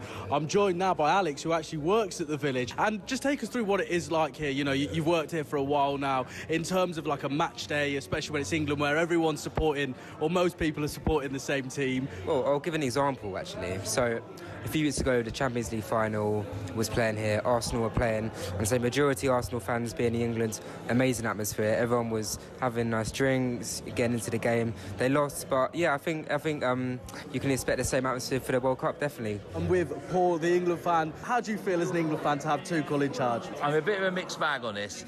I think Tuchel's good because he doesn't care what anybody else thinks. He will just do what he thinks is right, and we need that. But on the flip side, he keeps messing with the team. He needs to put the first team out and get on with it and get them in there, and let's see how we do. And just take us through it. Of course, you're here with your friends at the Village. It's a great place to watch the football, big screens everywhere.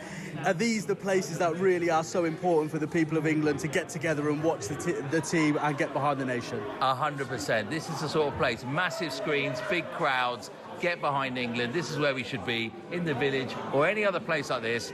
Bring it on. And very finally, are they going to do it? They're going to do it. There we go. So some confident England fans, if you like, here at the Village Hotel in Reading. Anil, thanks very much. Don't forget, you can watch the games live in the pub and grill at your local Village Hotel. Find your nearest at villagehotels.com. Here in the US of A, it's time for this. Football form roundup on talkSPORT with Sky Bet. The world's gone football. Get in on it with Sky Bet. 18+, gambleaware.org. Yep, time now to catch up on the latest odds thanks to Sky Bet. We're going to be joined by Michael Shinners from Sky Bet to look at today's football and discuss the latest odds round and about them. Michael, hi to you from New York City, mate. What should we start with? Outright. Who's going to win this thing outright? Well, I think outright, Jim, you've won the backdrop wars anyway, because your setting compared to my dungeon, I think it's definitely you've won that. But Spain head the market with ourselves. They're 9-2, 5-1 France, England 7-1 and 8-1 Portugal. But I guess what's interesting is what customers are backing, and 17% of our customers are back in England. We've had about 14% Portugal, 14% France, and then 11% Spain. So certainly there's some patriotic customers out there. That's interesting. What about Mexico, South Africa, the game that kicks a whole lot off tonight? Yeah, Mexico, South Africa, we're super boosting this game, Jim. So Mexico, they were 1-3, 4-11. They're now even money. So if you fancy Mexico, as Brad mentioned there, obviously conditions very much in their favour. But if you fancy them, they're even money to win the match. South Africa 15-2, then it's 100-30 the draw. But you would expect the home nation to get off to a flying start. Am I right in thinking you have an outright build-a-bet for this tournament, Michael?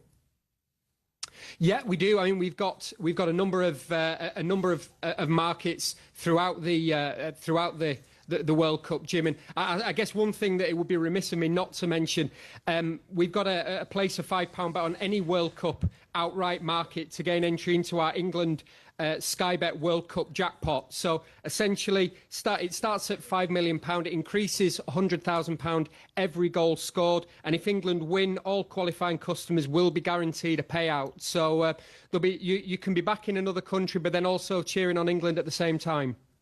Michael, thank you very much.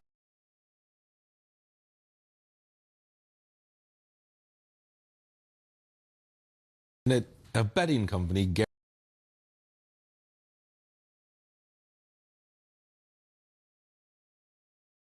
plus gambleaware.org. Football Form Roundup on talkSPORT with Sky Bet. Download the Sky Bet app and get in on it with Sky Bet. 18 plus gamblerware.org.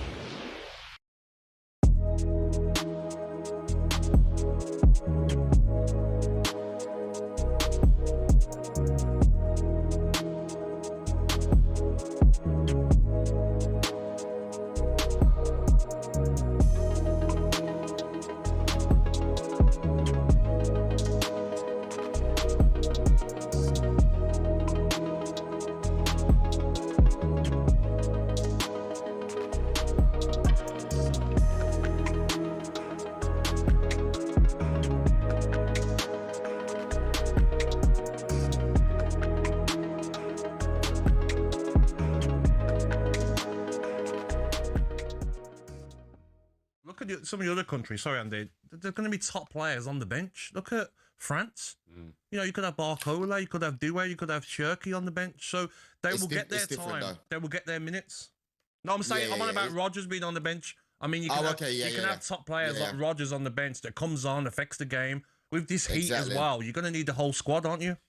100%. You can see that the heat was affected him, especially in the beginning. I mean, that's where I have to say, guys, that's where I think Cole Palmer should have been on this plane. Even if it's 15 minutes, you have to get that guy on the plane, man. That's the big decision where with the others, you can kind of argue a little bit, you know, but when it comes to Cole Palmer, we need that magic. Look at Brazil. Look at Carlo Ancelotti. He's taking Neymar, even though we know Neymar probably won't give him 90 minutes. But it's Neymar. He's got magical moments. Now, I'm not saying Cole Palmer is the same as Neymar. Watchers, I'm not saying that at all. But that's a player that can produce magic. And I'm a little bit worried that we don't have it, especially if you don't have a 100% fit Saka. You know? You don't... Yes, you've got Jude Bellingham. But besides Harry Kane, who's going to drop a lot, who's going to create the magic for you? Joe, I was going to ask you about Saka not being there. He obviously needs minutes, and players that played for England out on the right in the last tournament aren't there. You mentioned Cole Palmer, Phil Foden being another one. I wasn't impressed when I saw Madueke's name in the squad. I saw him last night. An open goal, he decided to take a shot with the wrong foot as well. Is that a worry? Because he obviously needs to step up. You've seen him, obviously, for Arsenal. Yeah, I mean, for me, I like what Madueke has done in terms of he's been able to push Saka in the Arsenal team. Personally, I would have probably gone Bowen, you know, instead of Madueke, or I would have just made sure that Cole Palmer got in the team. If Madueke is going to be there, he's probably going to be there because he's also a good sub. Hello, I'm Matt Forden from talkSPORT. This is How to Win the World Cup. This is the best squad I think England have ever had.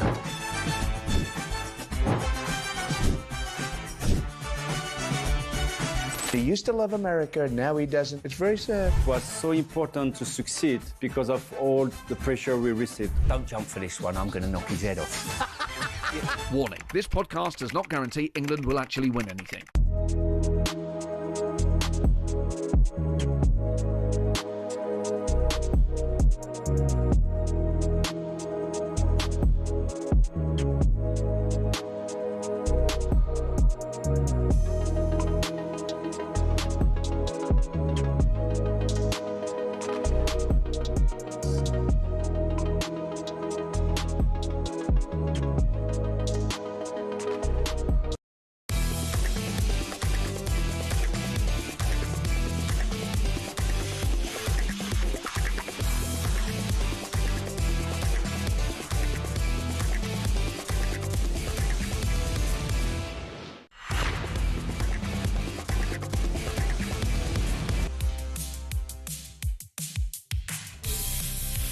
You're listening to Jim White and Simon Jordan live in talkSPORT in partnership with Toolstation. Fast Track delivers to you from 30 minutes. First stop, Toolstation. Now, of course, it's our first show, never mind first stop, first show live from New York as we build up to the tournament getting started proper tonight. Of course, Mexico get the whole thing going up against South Africa. And of course, we wanted an American theme for the first show, Simon and myself, and that's why Brad Friedel has been with us throughout the first 3 hours today. Let's continue that American theme. Greg Berhalter is the first person in US history to participate in a World Cup as both a player and a head coach. He currently serves as head coach and director of football for Chicago Fire in the MLS, and they sit third in the Eastern Conference. And it's something of a reunion here today. Not just Greg with Brad, but Greg with Simon Jordan, because Greg is a one-time Crystal Palace player. Greg, how's that for an introduction? Wait, that's when you were complaining about your wage, wasn't it? That was quick, right after it. There you go. Does this man still owe you money? Before we go anywhere.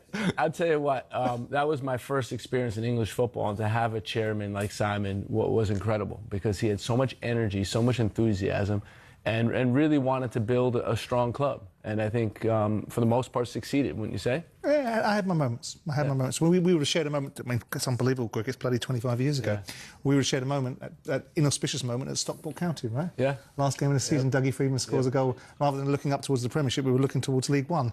But it was a big moment for the club. It kicked us on the following season. But yeah, it was interesting because Greg came in with Jovan Karofsky, both American players. Jovan had been at Man U and Sporting Lisbon and places like that. And so it was an interesting dynamic, and he was a very decent young man. I'm not surprised he's gone on to be successful. I have to say, Greg, he has spoken to me about you in the past and offered up nothing but compliments about you, both as a guy and as a player. As a player, you earned 44 caps and you featured at 2 World Cups, 2002, 2006. How's expectation for the US changed over these years? Good question. You know, I think in 2002, and Brad will tell you, we kind of took the tournament by storm by beating Portugal in the first game, and then we had a lot of competition for places in that team. Yep, we did have a lot of competition for places, but you know, and then we navigated through that tournament. We had Mexico in the knockout round, and then eventually lost to Germany in the quarterfinal. So that was a really Scottish referee, Jim. Yep. Okay. That's right. Hugh Dallas. Hugh Dallas. Oh, he was the best we had. No, yeah. Torsten Fring, handball on the line off of his header, right? Yeah. Off of his header. Well, VAR today, red card. We beat Germany. We go through. Yeah. Semifinals. Exactly. We can just have the discussion now. Unbelievable, Jim. Maybe keep me out of it. But now, of course, Mauricio Pochettino's in charge of you guys. How far might the US go, Greg? I think we can go far. I mean, if you think about last World Cup, we had 25 of the 26 players that never played in a World Cup. We were the youngest playing age at the World Cup, so we were inexperienced, and it's hard to really go far in a World Cup with that much youth and inexperience. But now you have 13 players returning. You have the core of the team being together. They have the experience. They're in a prime age. I think we can go to the quarterfinals at least. I'd like to see us. I know you're going to be a bit more diplomatic. You have to be. I'm frightened more about the group stage. Any South American team that qualifies is good. Paraguay's going to be good. What I'd like to see is finish first or second in the group, so we have a decent draw in the next round. I think if we finish third and not have something unfortunate like have to play Belgium, we could go out. Yeah. Belgium's good. So and Pochettino's doing the job. He's in charge of you. You did the job. Yeah. Would you love to be in his shoes again? I think everything's fine. We're in a good spot. You know, my boys on the team, I wouldn't want to coach my son in the World Cup. You know, it's just too complicated. So everything's in a good spot right now. Greg, actually, on that, Simon, I want to put this to Greg. It is a family affair. Greg is the dad of US men's national team midfielder Sebastian Berhalter, and he made the squad, and he will feature. I hope he does well for you. Tell me, did you write him a letter prior to this tournament? Yeah, I did. You know, Sebastian was born in London. Was he? Yeah, a few days after that Stockport game. Oh, wow, okay. Yeah, so it was an emotional time, and that's what I referenced in the letter about, you know, having such a career moment with that game in Stockport, and everyone was emotional. But Indeed, then we were. 5 days later, you know, your first son is born, and it changes your life. And to see him go throughout his journey in Europe and then, you know, here and just his development over the last couple of years, you know, it's never a linear path, right? It's always ups and downs, and he was a late developer, so he really had to continue to believe in himself and continue to have this process where he's getting better regardless of what his circumstance is, and he eventually got to this point where he makes the national team. You won't even know this, but when I was the head coach of the under-19 national team, you were at Columbus probably at the time as the head coach. I and Tab Ramos, we were always fighting against the federation about what the players could be as opposed to what they are right now. And Sebastian was little. He was really small, underdeveloped, but he was a good player. You know, so, and people, we got to win. We got to develop for the, we had all these tug of wars. And I remember Sebastian's name always came up, and I won't tell you who was for and who was against. How are you going to feel, Dad, when he's out there? It's going to be a proud moment. I mean, you can't envision that, you know, you playing a World Cup and then your son can also play in a World Cup. You know, I really am happy that we get to share that same experience. Yeah. One thing I wanted to ask you, we spoke about this back in London. Obviously, Pochettino, well known from his time at Southampton and Tottenham, of course, Greg. But there was some pushback from him before the tournament. He was criticised for not personally speaking to players who weren't selected.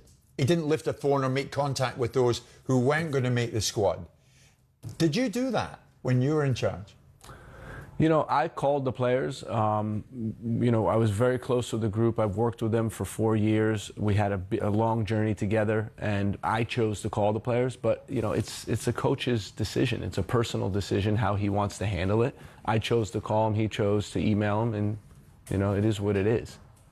Can you explain to Jim and Simon if you were a coach, if you were coaching this World Cup, the elements, what you would do as a coach with the humidity, the weather, the altitude, like how, because it's easy to talk about and explain it, but you've been in the actual position, and you and I have played in it. Like, just what? It's complicated. I mean, the biggest complication is the altitude. I think the weather. You know, you can mitigate it with the cool tubs at halftime. You know, you strip them down, you get them in cool tubs. You want to lower the core temperature.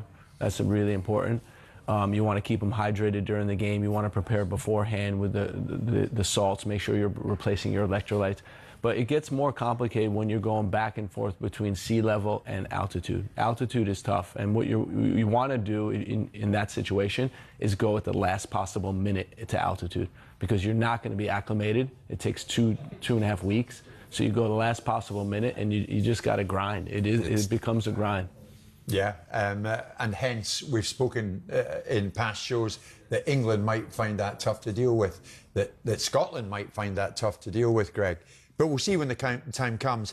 What do you think this tournament may or may not do for football out here, for soccer out here, Greg? The MLS. Yeah. What's it going to do for it? So when Brad was on the team in '94, soccer was, you know, it was a club team basically. It was nothing. Right? No professional league, nothing. Yeah. Since then, we have MLS. MLS is now 30 years old. We have infrastructure, we have stadiums, we have youth development. You know, soccer's here to stay. So it's not, I don't think it's going to hurt soccer if we don't do well, but I think it can help it. Now, if we go and have a big run, the U.S. team, you know, it's going to inspire kids all over America, and that's what we want. We want to get our inner city kids playing soccer. We don't have enough of that right now. Are you've been over here in recent weeks and months, Simon, and you spoke to people from the MLS. Do you still have a degree of scepticism about where football in this country will go post the World Cup? No.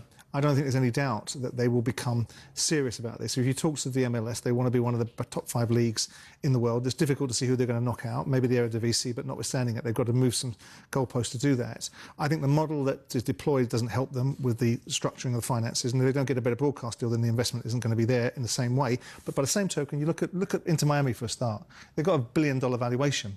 You look at the fact that this sport is undeniable that it's the world's biggest sport, and it's inconceivable to suggest that North Americans aren't going to come and play. Are they going to eat the NFL's or the NBA's lunch anytime soon? Probably not. But if you look at the participation levels, and if you look at the fact that this is the 3rd most participated sport in this country, it's undeniable. Whether the North American League merges with an Asian league or a South American league to create a domestic and commercial powerhouse to monetize itself better, that's a different discussion. My bigger concern was that I didn't see the quality. When I came over here, I saw a couple of games. I saw Messi into Miami, and the only players on the field that had any quality were Messi and Suarez and Alba. And I was surprised at the lack of quality. When I put Palace over here in 2006, I saw the quality then in terms of the PDG team that we had, and I was disappointed with the quality there. I think there needs to be big steps in the quality. Yeah. But notwithstanding it, there's little doubt in my mind that this will become this country and its produce in terms of soccer players or football players, as we'll call it, Yeah. is going to be a powerful one. Greg, you can imagine how I felt as a Scot when Brad Friedel, not for the first time, told me earlier that he takes England to win the trophy here on US soil. Okay. Greg Berhalter, who do you take to win the trophy? France. France, not England. Yeah, France. Think about it a second and then answer. France and only France, or do you give England a chance? I mean, I think about, for France, again, returning a lot of players from the last World Cup. Coaches, his last World Cup, he's leaving the team. They just have so much depth. It's going to be hard to knock off France. Well, I mean, you coached in the game when we played you in Qatar, when I thought you were by far the better side. What do you think the fundamental difference between England that played in the Qatar World Cup and England is now? You know, I think that in Qatar, they were very predictable. It wasn't like, there wasn't enough variation in what they were doing. That's why for us, you know, we just changed defensive structures. We had a 4-3-3, a 4-4-2. We just moved our shape based on how they were building up. And it was very standard. I think now they have more variation in their play, and that's going to help them. We're looking forward to it, Greg. It all gets underway tonight. The final, what is it, the 19th of July? After it, how are we going to look back on this? Is it going to be everything we hope for and more? Yes, absolutely. You know, the trepidation before pre-war